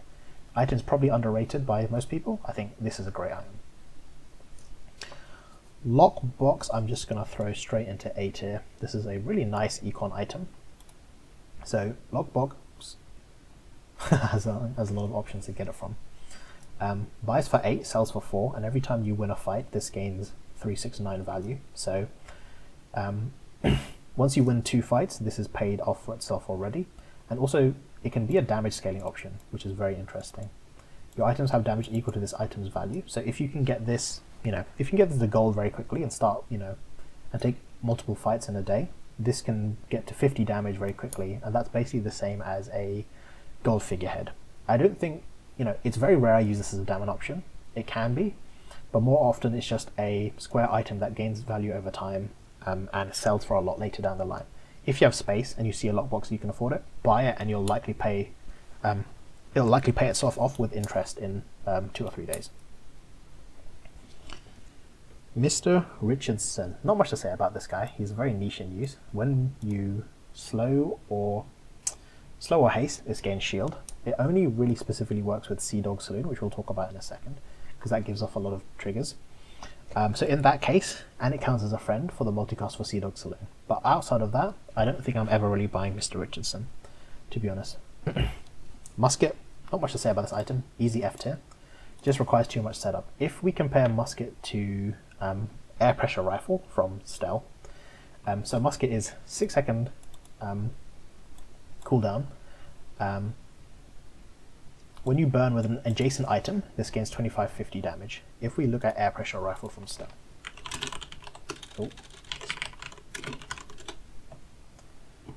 this is 7-second, which gains the same amount of scaling, but it's when any item starts flying. It doesn't have to be adjacent. It's a lot easier to do. And this is ultimately my problem with Musket. It takes too long to... Oh god, I have to do this again. It takes too long to... scale it for what you want to do with it, unfortunately. Having adjacent burn items to scale its damage, only like, you know, 25 damage, 50 damage every 3 seconds is not enough, in my opinion. And having damage scaling with a burn board can be possible, but I think this, either the cooldown needs to go down or the scaling needs to be more aggressive, or it needs to scale in a different way than this to be playable. Nesting Doll. Let's talk about the new Nesting Doll. So Nesting Doll used to be, it shields for its ammo, and the amount of ammo you gained at the start of every day scaled with its level.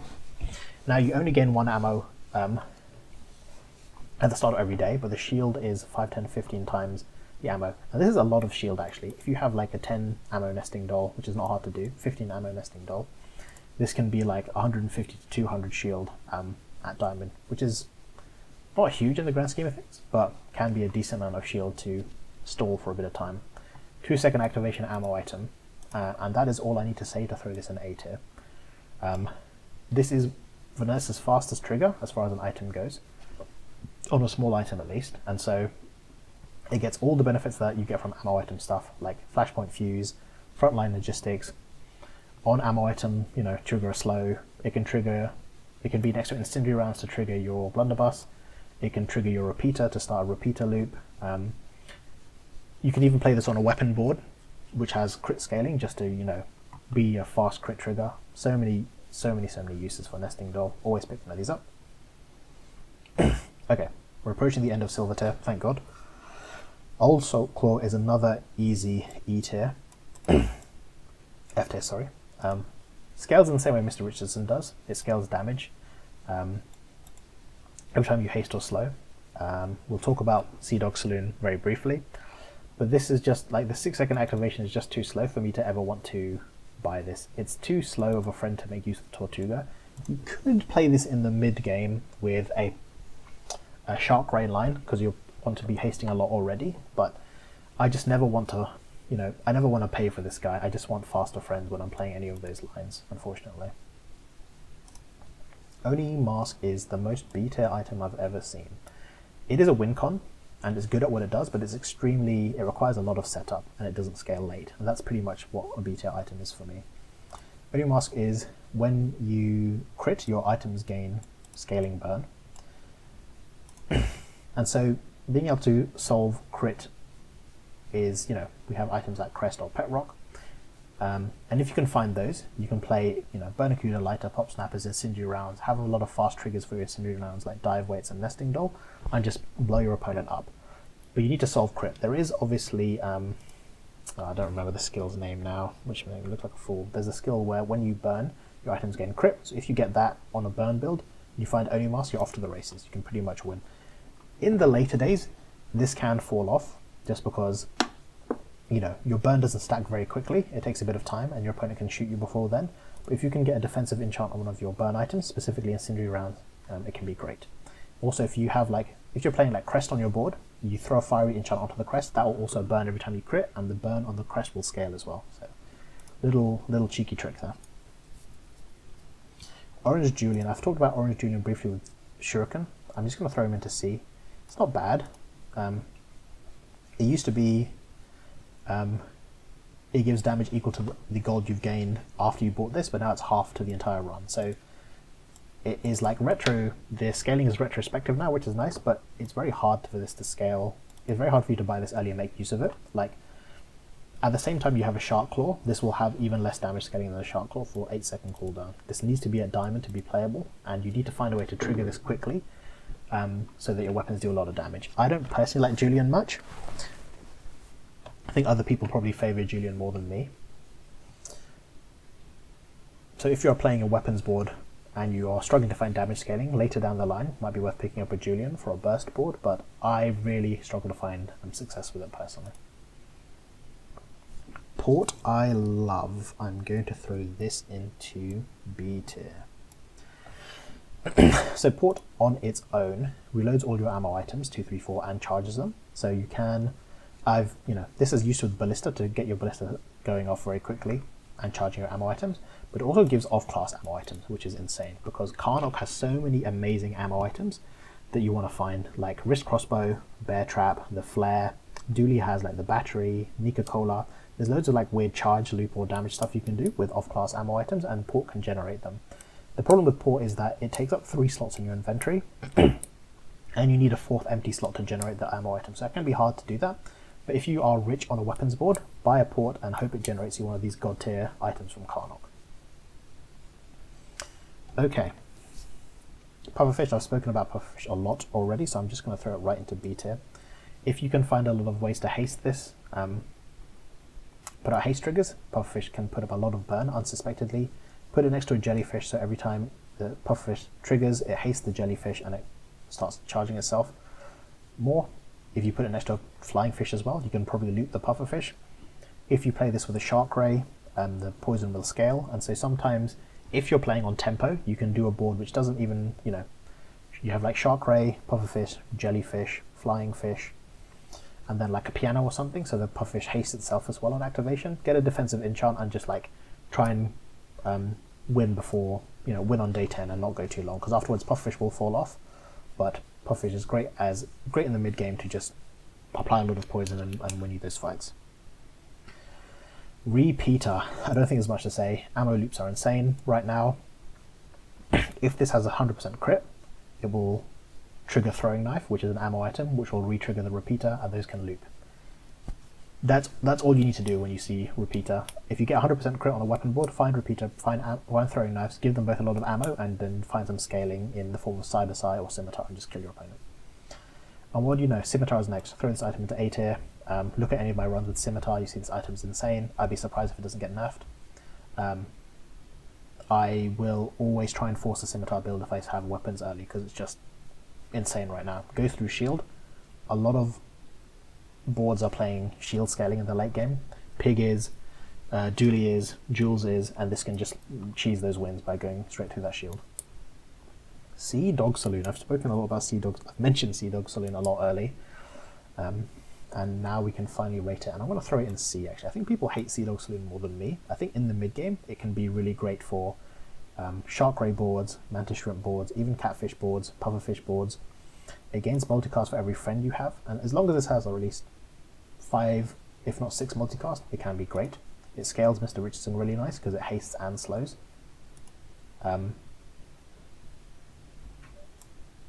The cooldown also goes down with level, which is really nice. If you have something like a Bernacuda next to this on gold, it will activate pretty quickly, and then it will, if it ever hits itself with a 2-second haste, it will pretty much loop itself. So I definitely like this a lot in the mid game.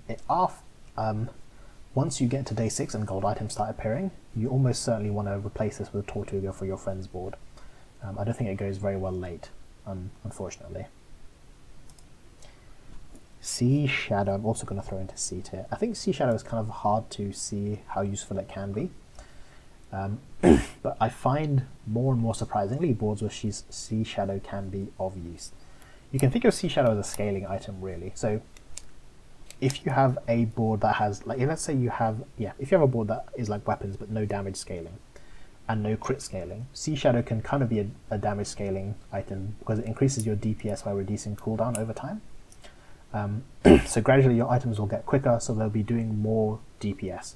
The scaling can be slow, but once this gets to gold and diamond tier, it reduces the amount it increases its own cooldown, and so you can scale this a lot quicker.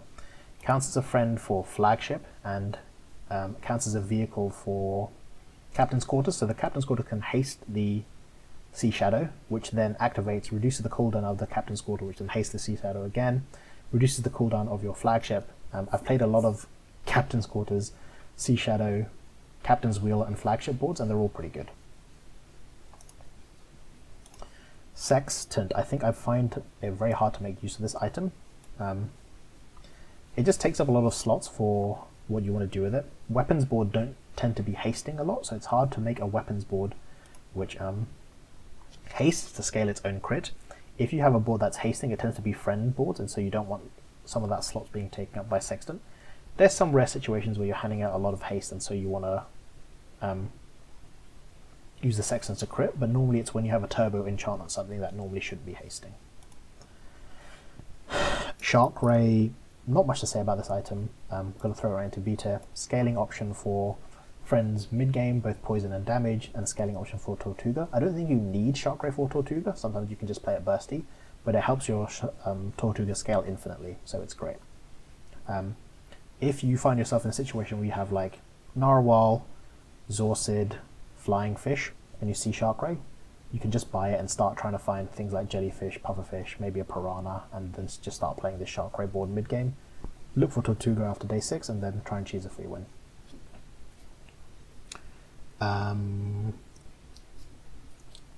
Shot glasses should be before stealth glider.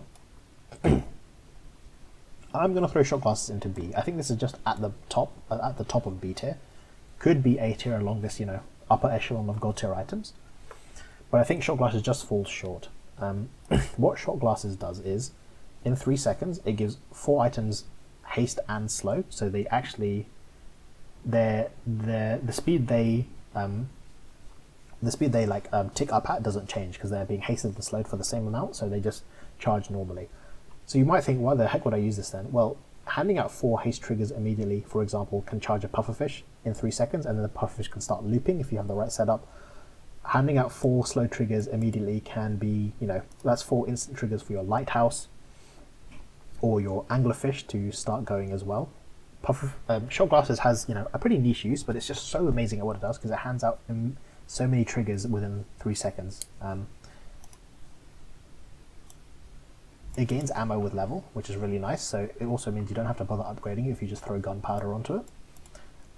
Or the other way to think about it is that you don't need to give it gunpowder because you can just upgrade it. So really nice in the way it scales. It's just really good at what it does. It's just the thing it does is quite niche. Stealth Glider, I have come to think it might be low-key a very strong item. I think it's just hard to use in the current... I think people just haven't quite figured out how to use it. It's a defensive item, really, and you should start thinking of it like that. There are situations where your board is like half made, so you have maybe like a burn board that is like lighters, snappers, Zorsid, vents, incendiary rounds, and you have 3 slots remaining and you don't really have anything good to put there. You can just slap in stealth gliders there. You can think of it as you get plus 25% health. It also makes all of your healing and shielding plus 25 as effective because it's like your health. Let's say your opponent hits you for 100, you heal back, deals 100 damage to your health, you heal back to 100. That 100 healing is 25% more effective because it takes 25% extra damage to get rid of it. And it hands out flying, and your flying items have reduced cooldown, so you can't form, it can set up these like, impromptu kind of haste loops or charge loops that otherwise wouldn't exist. I think there are some science you can do here with Stealth Glider that people haven't quite figured out yet to make it a very strong item, and I'm waiting for the right scientists and scholars out there to figure it out for me. But I think there's some secret tech here. Submarine and Submersible are basically made for each other, so I'm going to rate them together, and I'm going to throw them both into C tier. So Submarine is a large weapon that shields equal to its damage, and also if it's your only weapon, it's a half affected by freeze and slow. And Submersible gives your leftmost and rightmost aquatic weapon, specifically, damage and shield. And its cooldown reduced if you have another vehicle or large item. So this will always be 3 seconds with Submersible. If this is your only weapon, it gets double the damage scaling and the shield scaling from Submersible. So these items are basically made to be built together. My problem with Submarine is that when you buy this on silver, if you don't have Submersible, you can't play it. Even if you do have Submersible, if you don't have haste, you can't play it because this only, if we compare this to Flagship does, I'm going to look like an idiot when I can't find it here. There we go. Flagship with 4 multicast does 35 by 4, or 5 multicast is 35 by 5, but Submarine only does 60 damage on activation. You're going to be scaling the damage of both these items regardless. And so, an item that goes off every 4 seconds that only does 60 damage, you just can't buy it and play it on board immediately without the right setup. Obviously, this scales insanely with levels. A 2-second weapon, which when perma-hasted is 1 second, that is getting damage scaling. If you can get this to 100% crit, this scales really well with enchants because you don't have to worry about finding a defensive enchant. If you get lifesteal on this, you're basically invincible. It's just, I find more and more that Submarine is so fallible. It requires so much setup to be what Flagship already does. It does have this kind of, mild immunity to freeze and slow. If you play Submarine with a Crow's Nest, it's immune to slow as well, which is cute, but you're still very susceptible to freeze. I end up losing more Submarine runs than I end up winning just because it requires a lot of setup. I don't think it's bad, I just think there's better win cons.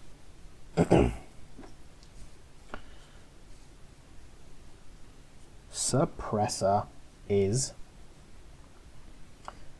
much like custom scope. It wants you to have a single weapon on board. It gives your leftmost weapon, it gives a weapon to the left damage, and if it's your only weapon, it gives cooldown reduction. So good with single weapon boards like Submarine or Flagship, obviously. Good with things like Anchor to reduce its cooldown, or Boulder to reduce its cooldown. We'll talk about Boulder in a second, but obviously the bigger an item's base cooldown, Boulder, which is 24, the more it gets out of percent cooldown reductions. It's it's reducing cooldown by a larger amount than something that is like 4 seconds. I think Suppressor is obviously good at what it does. It's just very, very niche use, unfortunately. Torpedo is kind of like Arbalist but worse, or I guess Ballista but worse as well if you want to think about it like that. It scales damage every time you use an aquatic or ammo item. So if you have a weapons or even aquatic board, this can be your sort of mid-game damage solution if you can't find anything better. And that's basically how I feel about it. If you can't find anything better, you can play this. It did get buffed. I think the scaling is much better at diamond and even gold now. Obviously it has the Arbalist issue where it only has 1 ammo, so if you can get this to 2, you can almost certainly kill your opponent by the second activation. You just have to find a way to haste it. Again, after day 6 there's better things to do, and I'm often just throwing Torpedo off and playing a better win con, but it's not bad. I feel very much the same about Trebuchet. Trebuchet is when you use a weapon or haste, this charges for 2 seconds.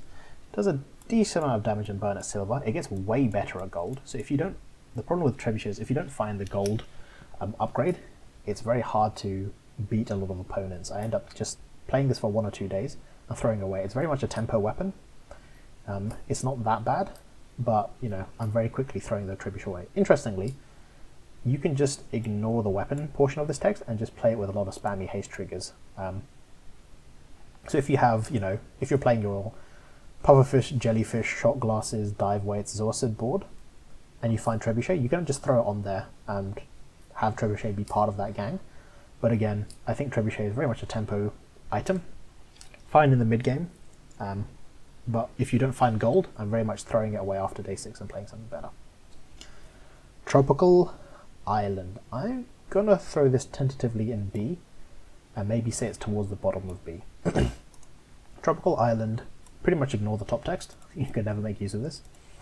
Tropical Island, after every fight, you get a coconut and citrus, which give you max health and regen.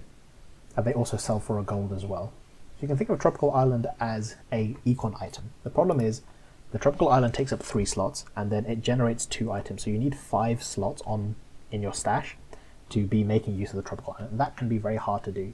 But sometimes there are situations when you don't need, you know, you've just made a hard pivot, your stash is empty, so you can just throw a Tropical Island in there and start stacking for a bit. Vanessa has very rare, if any, skills or weapons that scale with max health. But if you get an off-class item that scales, or an off-class skill that scales with max health, Tropical Island can be a cheeky way to juice your max health in ways that you would otherwise suspect. So for example, there's the skill you get from fighting the crab, which gives you, when you drop below, you know, 20% or 50% health, you get a shield equal to X% of your max HP. Tropical Island can be your way to juice that.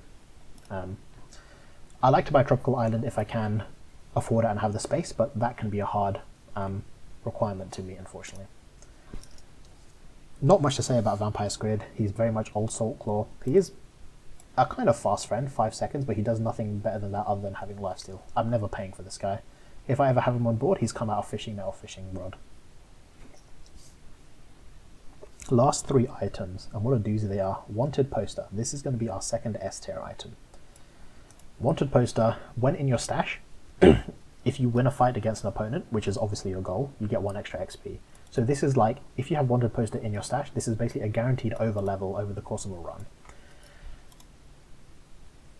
It also has the second part, which is interesting. If you win a fight with this on board, you gain an additional XP, so 2 XP at the end of every fight. If you can be in a situation where you can make use of this, you can just out-level your opponents to a point where your level, you can be like 2 levels ahead of every opponent and just win based on the amount of max HP you have. It also does give out crit, which is not to be ignored. 10, 20, 30, which is just a bit better than Pet Rock, just a bit worse than Crest. So sometimes there are situations where I don't have crit scaling solved yet, or crit solved yet, and so I'll put a Wanted Poster on board. I'll take all the, you know, temporary buffs like Jules Cafe damage, the rest for shield, and just try and leverage those to win the fight, gain 2 extra XP, spam over levels, and then just over level my opponent, find skills early from the over level, get the enchant early from the over level, and just beat your opponent that way. Every character would buy Wanted Poster if they had access to it. I have no doubt in my mind about that. Final 2 items in silver. We have Water Wheel, and Water Wheel it is. I find myself constantly not impressed by Water Wheel. I'm going to throw it in C. Water Wheel reads, haste all other items for 2 seconds, and it charges when you use an adjacent item. So if you can find 2 quick items to put next to it, your lighters, your narwhals, your revolvers. You can find a way to haste your entire board, and that sometimes is good enough in the mid game for certain boards where you don't have anything better to throw on. In the same way, you might not have anything better to throw on your board and you throw on a stealth glider, you might throw on water wheel. Water wheel is also good for, pufferfish boards, shark ray boards for the very same reasons. Again, it's kind of a transient piece you'd have on your board in the mid game, and then once gold items are available, I'm throwing away the water wheel and playing something better. The final silver item is weather glass, which is just vents, but slightly better, slightly worse. So weather glass is burn 4, poison 4, which doesn't scale, and it gains multicast for each of burn, poison, slow, and freeze you have. So, and it's another item. So at base, it's 1 activation, 2 with a burn, 3 with also a poison. So it can go anywhere from 1 activation to 5 multicast if you have every requirement met. I think realistically, you want, this should be on 3 multicast minimum to be even played on your board. It's not hard to get 4. It can be very hard to get 5 as well, just because Vanessa doesn't have a lot of freeze options. If I'm playing a burn board, I might put weather glass to replace my vents. The cooldown does go down with level, which is nice, but it's very rare I'll play this after day 6 unless I'm in a tough position. Just because it's so hard to have all of these on board to give this more multicast than it should have. Obviously EDC gives this 1, 2, 3 multicast, so you just need a slow to give it the fourth multicast. Something I haven't shown in a run yet, but something worth thinking about is with this works really well with Primordial. 5-second activation, you already want to have other burn, poison, and freeze triggers for Primordial anyway, so it's very easy to have this on 4 multicast with Primordial. It burns and poisons, so that's, let's say 4 multicast for 8 triggers every 5 seconds is very nice for Primordial. You can have this next to a incendiary rounds, then the Primordial next to the incendiary rounds, and form a nice little loop of triggers. I haven't shown it off personally, just because I never tend to see weather glass, but that's a application of it. And obviously the cooldown going down with time is nicer for Primordial. But outside of that, in a burn build, very rare for me to play weather glass. And with that is all the silver items. Okay, not many items left, and so hopefully we can speed this up and finish it off. Gold items first, starting with Anchor. Let me just switch this over. So Anchor and the Boulder form Vanessa's 2 late game max HP damage options. So Anchor is 20 and 30% of your enemy's max HP. It also has this interesting text of when using an adjacent item, haste this for 2 seconds. I'm not sure how relevant this ever ends up being, but it is interesting. They've nerfed Anchor and Boulder a lot because I think they don't want Vanessa to be doing max HP damage. So what that means is Anchor requires quite a lot of unique setup just to make it viable. And because of that, I found it becoming less and less useful. I think Anchor I will throw in B. Just because if you can get it set up, it can be very good. And what does that setup look like? Well, for one thing, you need 100% crit with Anchor. At Diamond, an Anchor that crits for 100% does 60% of your opponent's health.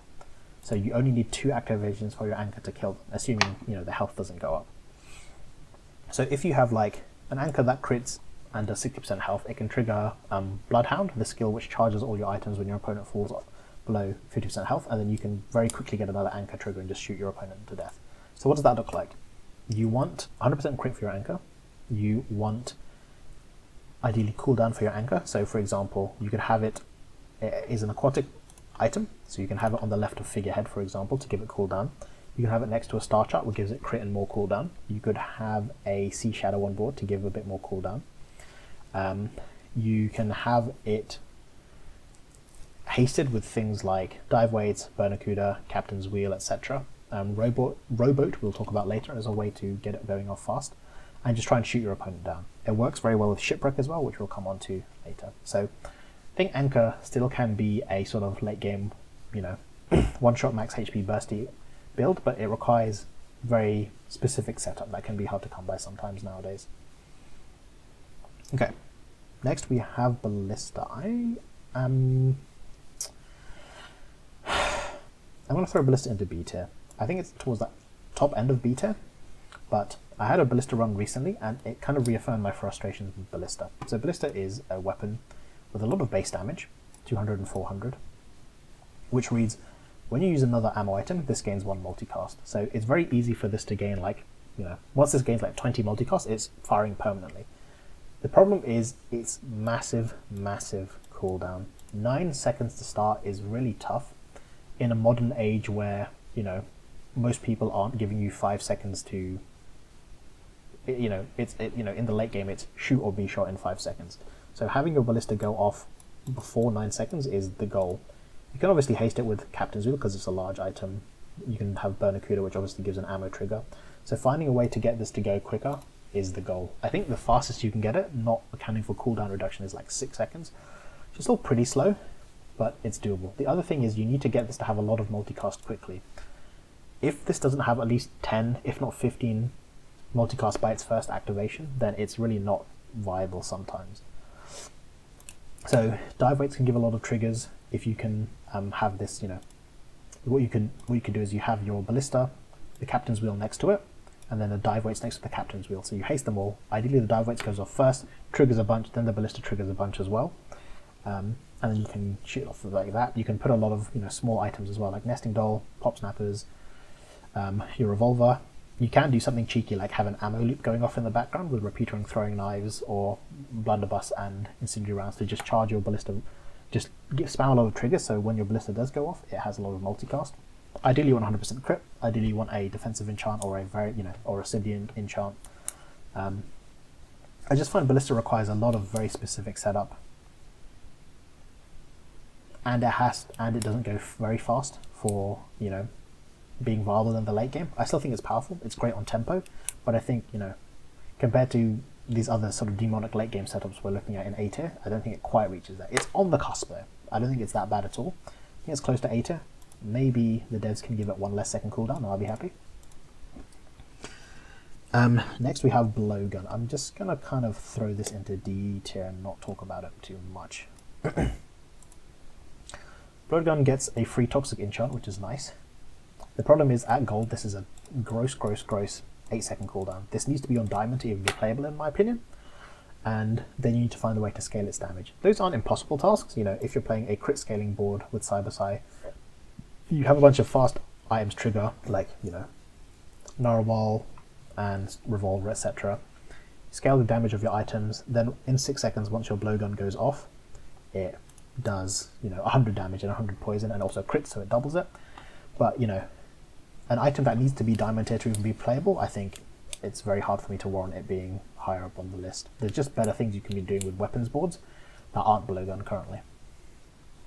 Blunderbuss, if you've seen any of my videos, Blunderbuss is an A tier. It forms an infinite firing loop with its next to Incendiary Rounds, so you put like Incendiary Rounds here, Incendiary Round next to it, you put a Nesting Doll next to it, and then you just trigger it fast, get the Blunderbuss going off, you find some way to scale its damage, whether it's through skills or crit like Cyber or Scimitar. I think you need a Blunderbuss with at least 10 ammo on it to start to become viable. It has 4 at diamond, so you need to give it 6 ammo at least. If you want it to go infinite with Ramrod now, it needs 16 ammo, assuming it doesn't get slowed. But infinite passive damage loops are just insane. I'm surprised it didn't get touched in this, in the season 16 patch. This is just so powerful if you can have the right setup for it. Like, it's the best thing you can be doing. And obviously, if you have start of game burn, whether it's like Molten Core, or there's two skills. One you get from the Valley Fever, and the other one is from the like Infernal Frigate Fight or whatever, which is on start burn. If you get an on start burn, Blunderbuss goes instantly, triggers a bunch of times, and you can just shoot. You can just kill opponents before they even react, and it's really broken and funny. Cannonade, I love. I'm throwing this straight into A tier. Cannonade is one of the best win cons for Vanessa right now. Just because playing spammy weapons is already what you want to do, and so Cannonade is just a way to pay out those spammy weapon builds. If you don't have damage scaling for your Blunderbuss, just throw a Cannonade on there. Your Blunderbuss triggers like 20 times, charges your Cannonade, which at diamond does 400 damage, multicast 3, 1200 damage. If you got 100% crit, 2400 damage. So you just have this as a payout for loads of weapon boards. For side-by-side, fast spammy crit board. Even for burn boards, it can be a payout because it triggers now on burn items, which is awesome. So lighter, pop snappers, burn Akuda, maybe you have a 5-second weather glass, have a Zorsid, have incendiary rounds, triggers your cannonade. Your cannonade goes off 3 times, triggers 3 incendiary rounds, which charges your Zorsid, which activates, goes off, charges your cannonade again. You start forming a loop, and you just kill your opponent. I really love cannonade. I think it's one of the best things you can be doing right now in Vanessa, and you should play it more if you haven't already experimented with it. Next we have card table. I want to throw card table into C. I think the issue with card table is there's just not a lot of late game friend boards that really want to make use of it. So card table is give a friend multicast, and it goes to 5 and 4 seconds, which is nice. But what you really need to do is somehow find a one friend board, a board that only has one friend on it as its win con. So Tortuga needs a lot of small friends, so that's out of the picture. So, the only one I can kind of think of is some sort of like pufferfish board next to piano. So the pufferfish is self-hasting. Get the pufferfish to start. Pufferfish hastes itself every time it goes off, and then the card table gives it multicast. But you need to find scaling for the pufferfish. It's just like,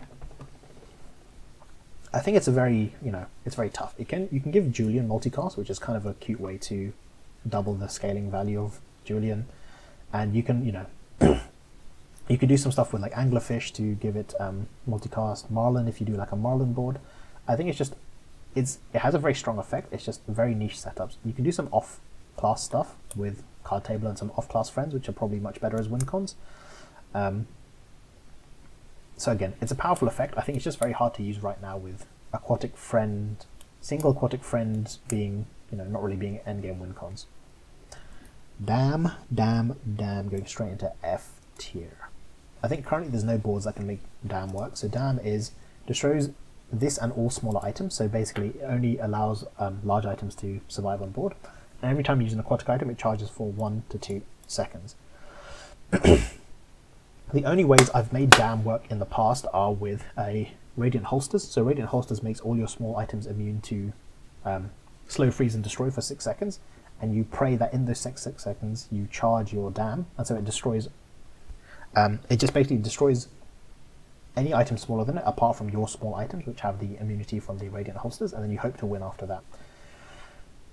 I have seen people play it with like Submarine, because the Submarine is an aquatic item. You try and charge very quickly by spamming like 2-second Submarine plus it being perma-hasted to 1 second, and then you destroy all items, and the Submarine is immune because it's large, but it's just so like Mickey Mouse Disneyland, I don't believe. I think at the very least, this at gold should be charged for 2 seconds, because it's really hard to charge very quickly, even with small aquatics, even with holsters with 1 second charge. Or maybe it's charge 2 and then the cooldown scales with level, I don't know, or just rework this item entirely. I think it's cool, it has a really cool visual effect, but it's just not very good. Diving Helmet I want to love, I just think its uses are a bit too niche to go higher. The Diving Helmet does 2 things. When you use an aquatic item, it shields for 550 then 100, it's a passive effect, and then it considers adjacent items aquatic in combat.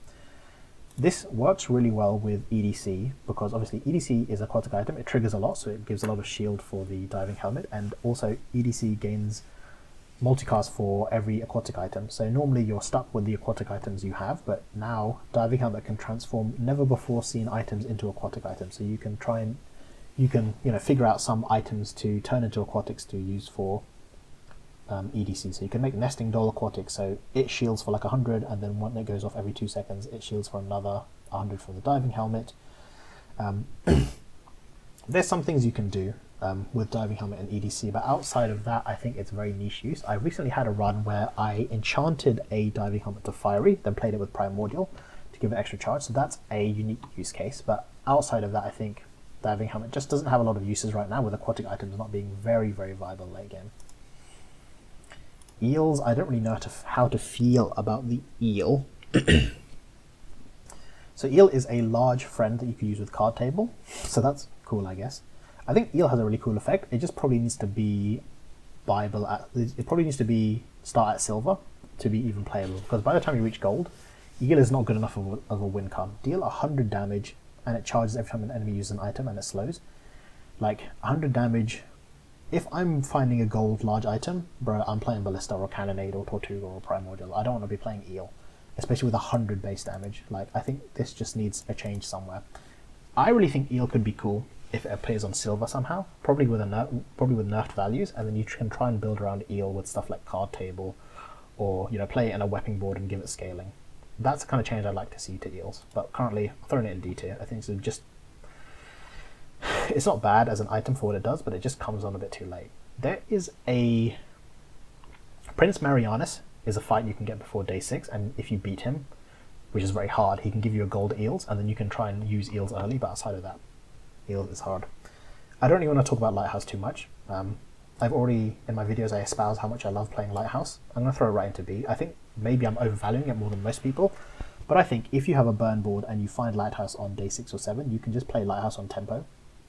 It used to be a 6-second cooldown, but now it's gone down to 4. So if you can give this it's 8 base burn. If you can get this to like 15 or 20, Lighthouse is just puts out so much burn.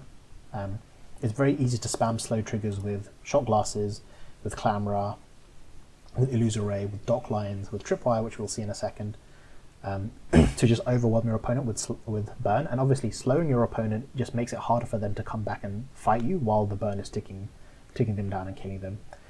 If you can find scaling in the ways of Flashpoint Fuse, you can play a lot of small ammo items to scale the burn on Lighthouse. Shot Glass is an ammo item for that. If you have on haste scale, give an item burn. Even Conflagration, finding ways to scale the burn just make Lighthouse infinitely better.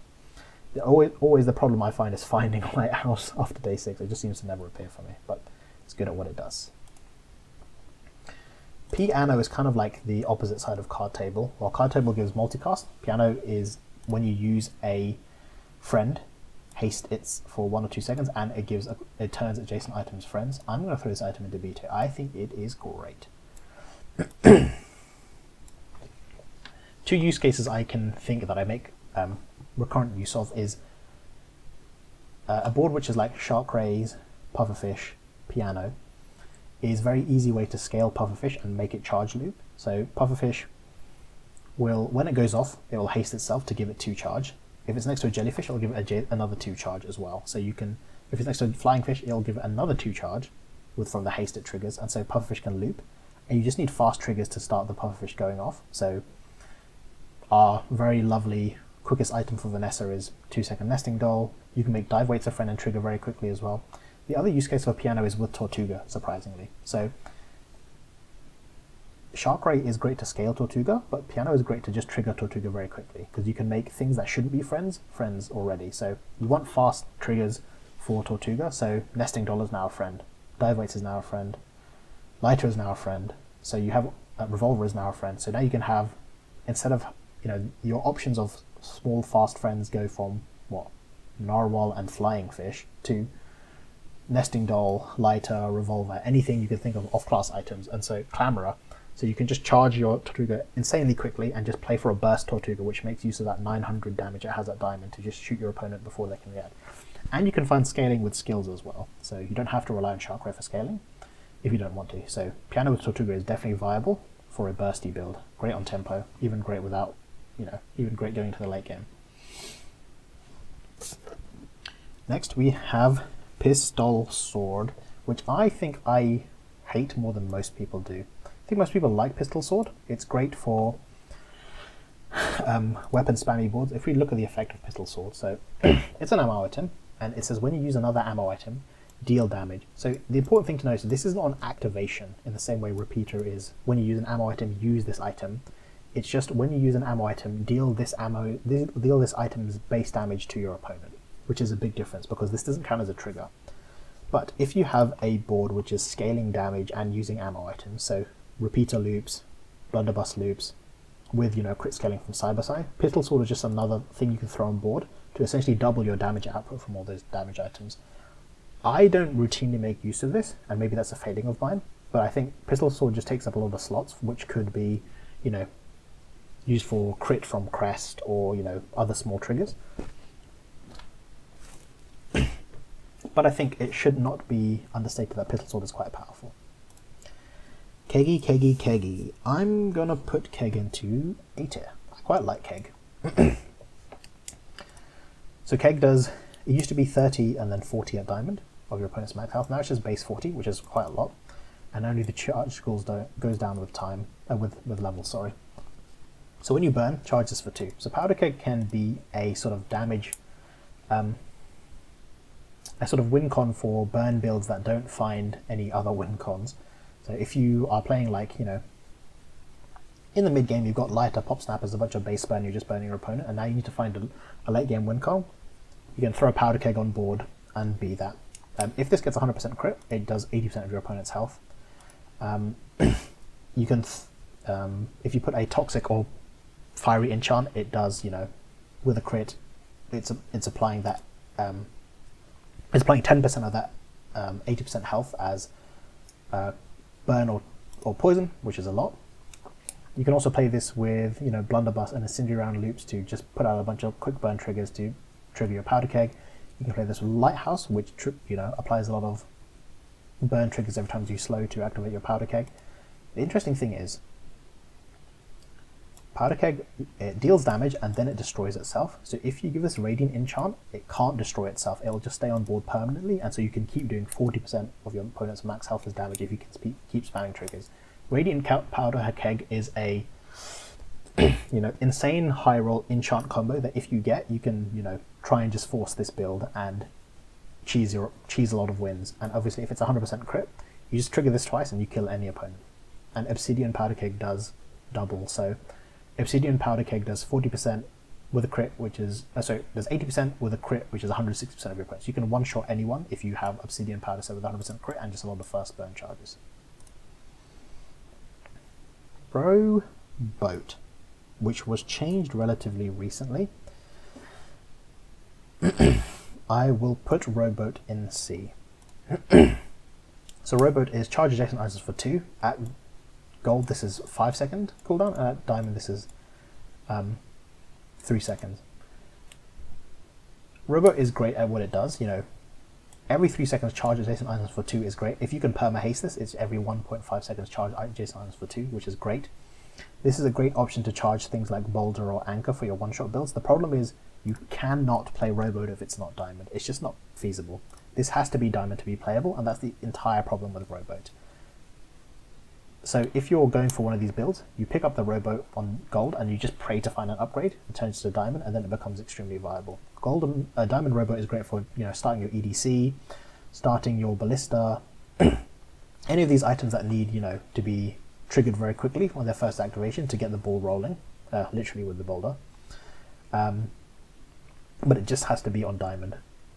Rowboat also counts as an aquatic item, which is important for Shipwreck, which we'll talk about later as well. Anyway, Slumbering Primordial, my boy. It might surprise people to see me put Primordial in B. I think it's at the top of B tier. Could be an A tier. It's on the border. As I have played a lot of Primordial this season, I start to see more and more the issues with it. The problem with Primordial is, in a world where you can play Cannonade and within 5 seconds, trigger it and one-shot your opponent, it's very hard for Primordial to trigger quickly nowadays. The best case is something like having a dive weights next to incendiary rounds, but then dive weights is 7 second cooldown, and the best you can get that to trigger is like within 6 or 5 seconds. But I could just play Cannonade with weapons and kill you before that. Primordial, it's even on Diamond, you're never going to kill your opponent in the first loop, so you need to loop this. This needs to go off twice to kill someone, most likely. Whereas Cannonade, once this triggers once, it will just charge loop immediately with some sort of spam trigger board, and then it will just kill your opponent. This is ultimately my problem with Primordial. It needs very specific setup to be viable late game. If you can get that, I think Primordial is great, just because it scales infinitely itself. It doesn't ask for anything.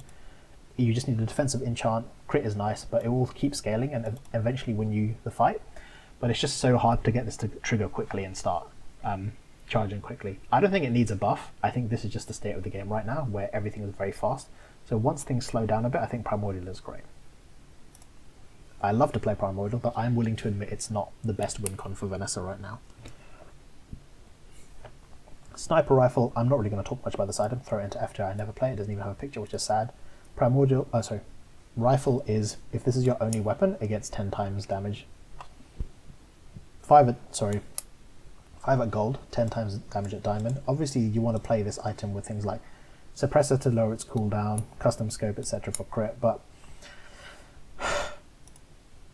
at base, at diamond, this is 1,000 damage every 8 seconds, which is not a lot. 2,000 if you crit, and it requires so much setup just for this to work. I just don't ever buy Sniper Rifle and believe in it in a board. I think this needs some sort of fundamental change to be playable. I don't really know what that would be. Similarly, I'm going to throw Spyglass in E. This just also requires a lot of very specific setup to be a useful item. The problem again really is that Vanessa doesn't have a lot of slow item payoffs. Lighthouse is one, Mantis Shrimp is another, Anglerfish is another. She doesn't really have any weapons that benefit heavily off slow. I mean, you do have Jitty, but you know, who's using that to use a weapon board? I've only really made use of Spyglass with off-class items. If you get Magnus Femur, find a lot of slow triggers, find Spyglass, and you just guarantee a win, because this effect is so insane at disrupting your opponent's board. You're applying slows to disrupt him even more, and then your Magnus Femur charges every time you apply a slow. You get 100% crit and you just gun your opponent down. But outside of that, I think Spyglass is just not ever playable on Vanessa outside. Swashbuckle, adjacent item get 20-40% crit and their damage, heal, or shield scale equal to their crit chance. I really like Swackle. I'm going to throw it into B. I think it's a pretty good item that can, one, be a sort of crit solve if you're struggling to find crit in the form of items or skills, and two, if you have crit scaling, it can also be a damage option. So there's a lot of the skills that are like, when you use an item, all your items gain crit. When you use a weapon, it gains crit. When you use an item, it gains 5% crit. When you use an ammo item, it gets 10% crit. That's Parting Shot. So there are ways to scale specific items' crit chances, and then you can scale their damage. There can be situations where you don't have a lot of crit, but you just put like Swashbuckle next to your Scimitar. You have crit scaling in some other form, in the form of like ammo loops with a repeater and throwing knives, and you just scale your Scimitar damage that way and kill someone. I think Swackle is pretty underrated. I think for newer players it's hard to see how useful Swackle can be, and I used to be like that, but consider its use when you have crit scaling, or you just need to find a way to, handing out 80% crit, 40% to two items, 80% crit is a lot. Boulder I'm going to throw into C. Boulder used to be a lot better. I think they increased the cooldown of this heavily. I think it used to be 20 and 16, now it's 18 and 22. Boulder one-shots your opponent, or deals damage equal to their max HP, once this goes off. But you have to find a way for this to trigger quicker than 18 seconds. We've talked about some of those already, so you can reduce its cooldown with Star Chart, with Sea Shadow, and obviously the larger a number is, the more it benefits from percentage reduction. So for example, Flagship at 5 seconds cooldown, if you reduce its cooldown by 10%, it's only losing 0.5 cooldown. But if you reduce a 22 second Boulder's cooldown by 10%, it's losing a whole 2 seconds, which is a lot more significant. So finding cooldowns, Sea Shadow, Star Chart, etc., and finding ways to charge Boulder are what you need to trigger it. And Vanessa doesn't really have good ways to charge items. Robo is okay, so if you can perma-haste a Robo and put an extra Boulder, you can trigger. But what you really need is broken skill. So Juggler, which is when you use a small item, charge a large item, is great for Boulder. If you can find Fiber Optics from Dooley, which is when you use your leftmost item, charge your rightmost item, this is the kind of, absurd, cheesy stuff you need to charge Boulder quickly. And you probably want 100% crit, because if your opponent gains 1 point of shield, the Boulder will not kill them. So you need to have crit, so they need to have double their health and shield, or equal to their health and shield to survive the Boulder hit. That's a lot of setup to make Boulder work, but if you can have it, it's like if you can charge Boulder quickly and have 100% crit, it's like unlosable. It's just very hard to set up. Next is one of my favorite items, Throwing Knives, which is going straight into A tier with all the broken ammo items. Obviously, I've spoken before about repeater and throwing knife loops. So if your repeater has 100% crit, when it goes off, it triggers throwing knife, which, if you don't know, throwing knife reads when you crit, use this. So your repeater activates, it crits, your throwing knife goes off, and repeater reads when you use an ammo item, use it. So your throwing knife goes off, it triggers the repeater to activate, repeater crits, it triggers your throwing knife to activate, and that's how the loop is formed. If you can get enough ammo on both of these, you can get, like 20 triggers instantaneously, and that is, with 100% crit, it gains scaling from Cyber Psy, it can trigger Scimitar. Even if you don't have, those items, it can trigger Cannonade very quickly. If one of these is fiery, it can charge your Powder Keg. There's just so much cheesy stuff you can do, because these are passive loops. They're, they go off 4 times every second, which is just insane. It's not, it's not once a second, it's 4 times every second. Now, that's both items, by the way, so you can, within 2 seconds, just shoot your opponent down.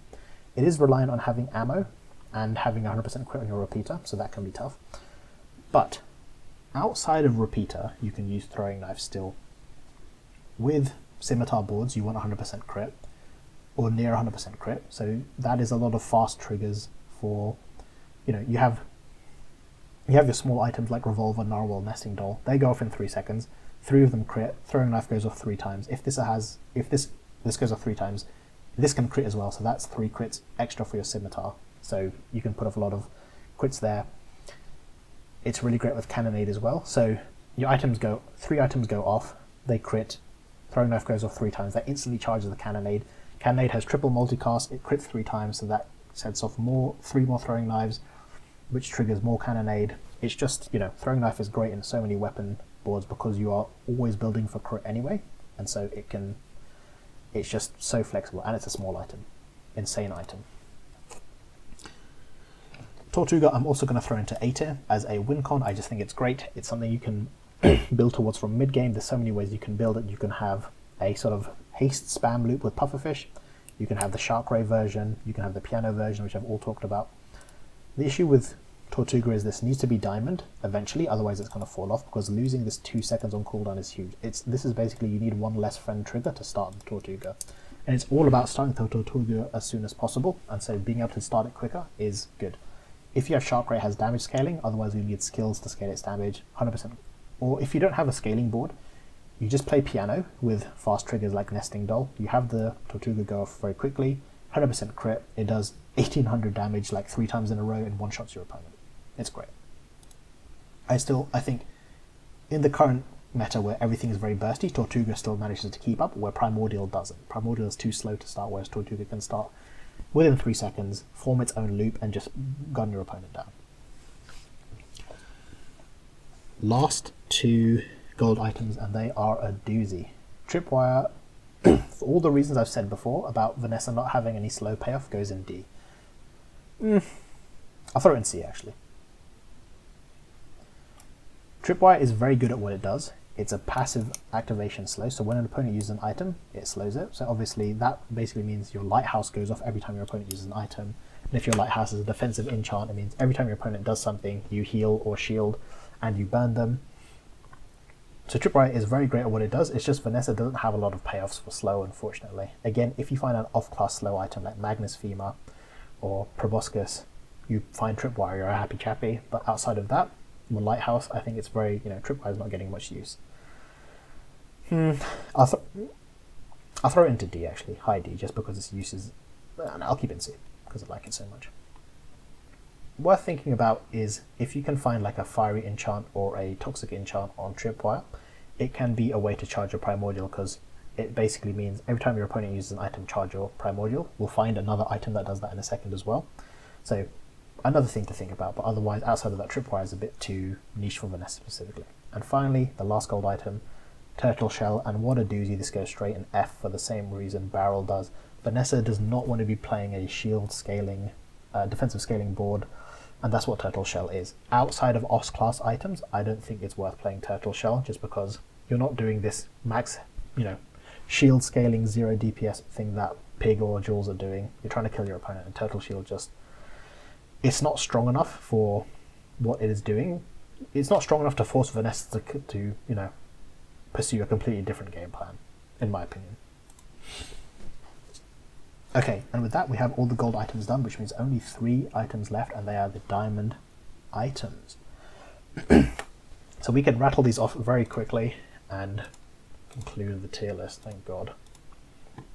Okay, first off we have holsters. At the start of each fight, haste your small items for 2 seconds. This used to appear at gold, so it was haste for 1, and then at the diamond upgrade it was haste for 2, but people realized the item was too good, and so now it only appears at diamond. Even with only appearing at diamond, this is S tier for sure. Every hero would buy and use holsters if they could find it. I 100% believe that. This is a top 5 item in the game, for sure. You can literally play this on any board. Primordial, Tortuga, Cannonade, even Blunderbuss and repeater loops. This means your nesting doll starts in 1 second instead of 2 seconds, which can be the difference between winning and losing a game. Flagship, your holsters haste your Bernacuda, which hastes your flagship, and it goes off immediately. It goes off, 1 second faster.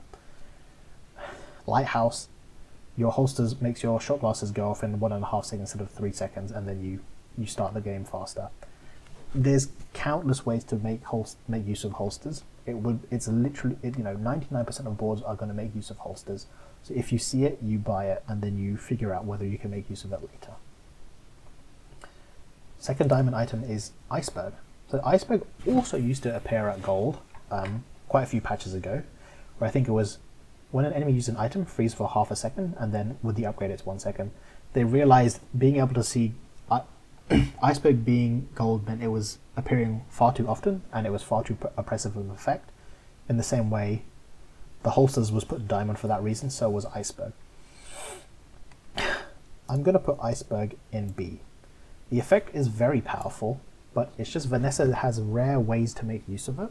So the obvious combination is Iceberg and Primordial. So every time an enemy uses an item, freeze it for 1 second and charge your Primordial once. And also freezing your opponent gives you more time to use your other items to charge up the Primordial as well. It's great for Primordial. If you find a fiery or toxic enchant on it, obviously that improves it, that makes it give 2 triggers for Primordial. The other thing you can do is, if you find a toxic enchant on Iceberg, put the Yeti Crab next to it. Every time your opponent uses an item, poison them for 1, freeze them, and scale your poison by whatever it is, 2, 4, 6, 8, whatever the Yeti Crab scaling is. So outside of Primordial boards, you can play it with EDC as well, to have extra freezes that are scaling the EDC poison with Yeti Crab. Outside of that, you would need a very specific board setup which has enough space for an Iceberg to just be disruptive while you're doing whatever you're doing. And our final item is Shipwreck. Your aquatic items have 1 multicast. A powerful effect, which I'm going to throw into B tier, and for the same reason as Iceberg, a powerful effect it may be, but Vanessa can't always make good use of it. So every weapon line, well, most of your pure weapon lines are not going to make use of Shipwreck at all because they're not aquatic. You can play with Tortuga or even Pufferfish, because you have 3 small friends, you give them all multicasts, and you give your Tortuga multicast, and so your Tortuga charges, haste your friends, they're enough to keep your Tortuga perma charge. Tortuga triggering twice basically doubles its damage, which is insane. You can use it with Pufferfish as well for the same reason to you have Pufferfish next to a jellyfish. Pufferfish triggers twice, which charge loops it, and then it just goes off a bunch of times next to a shark ray for the scaling. But outside of that, Shipwreck just doesn't have a lot of uses in Vanessa's late game boards. You can do something before the meta got so fast, you could have Shipwreck, Docklines, which is aquatic, so Dockline triggers twice, and Anglerfish, which triggers twice. And so that's a more viable Anglerfish board, but obviously it's entirely reliant on finding a large diamond item. So not very good. The last thing I will mention is Shipwreck, Anchor. Anchor is an aquatic item, and Rowboat is an aquatic item. And this, if you can find these 3 items with Anchor having 100% crit, you can basically one-shot your opponent. Your Anchor needs a bit of cooldown as well. So you have Shipwreck, which takes up 3 slots. You have a Bernacuda next to your Rowboat, so which is also aquatic. So in 3 seconds, your rowboat goes off twice, charges your anchor 6 seconds. Barracuda hastes it, so it goes off in 1 more second, and it charges your anchor fully. Your anchor triggers twice with 100% crit, which does 60% of your opponent's health with 1 hit of the multicast, another 60% with the second hit of the multicast, and 1-shots your opponent. Obviously, that's a kind of dream board, but that is one of Vanessa's assemblable 1-shots that can happen very quickly. And if you have cooldown on the anchor with something like a star chart, it can even go faster, and obviously skills help as well. That is the kind of late game platonic ideal board that Vanessa can have to 1-shot most opponents, but obviously it's relying on Diamond Rowboat, Diamond Anchor, Shipwreck, 100% crit and other stuff. So I think the problem with Shipwreck is and always will be Vanessa's aquatic lines don't make the best use of Shipwreck. Tortuga can. Outside of that, your weapons lines, your burn lines aren't really making use of Shipwreck, unfortunately. Anyway, with that, we have the whole tier list done, and wow, in record time. I can shrink the images down, and we can have a full look here. How much is that? Let's see if we can get stuff on the board a little bit.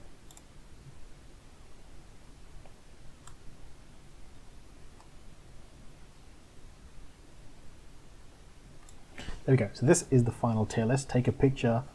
It will last longer. I hope people found this useful. My voice is definitely gone. I didn't want this to go for too long, but I hope it was useful for me to at least go into discussion about each item and say what are its uses, how strong do I think it is in the meta, and perhaps even some changes that some items might need to use. I tried to speak about niche uses of items to hopefully give people ideas about where items, even not powerful ones, can be used.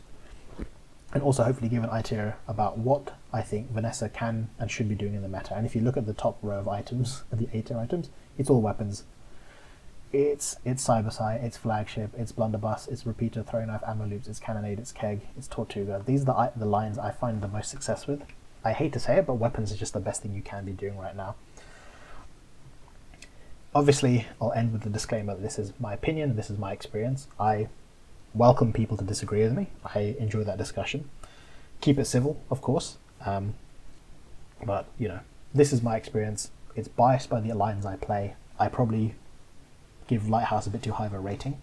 I probably give some things a bit too low of a rating. Maybe Torpedo and Trebuchet could be a bit higher. Maybe some other items could be a bit lower or higher as well. But I do welcome that discussion. I am routinely, ranking within top 1,000, so hopefully that's a bit of cred. I'm definitely not the best player by any means, but I routinely play Vanessa in high rank. I've been doing it since I started playing the game, which is for at least the last 6 seasons. So I have enough experience to see how Vanessa has changed and what is good now, especially in the current meta. Anyway, this has gone long enough. I hope people find this enjoyable and useful, and please look out for the next video, which will almost certainly be a gameplay which is not 3 hours long.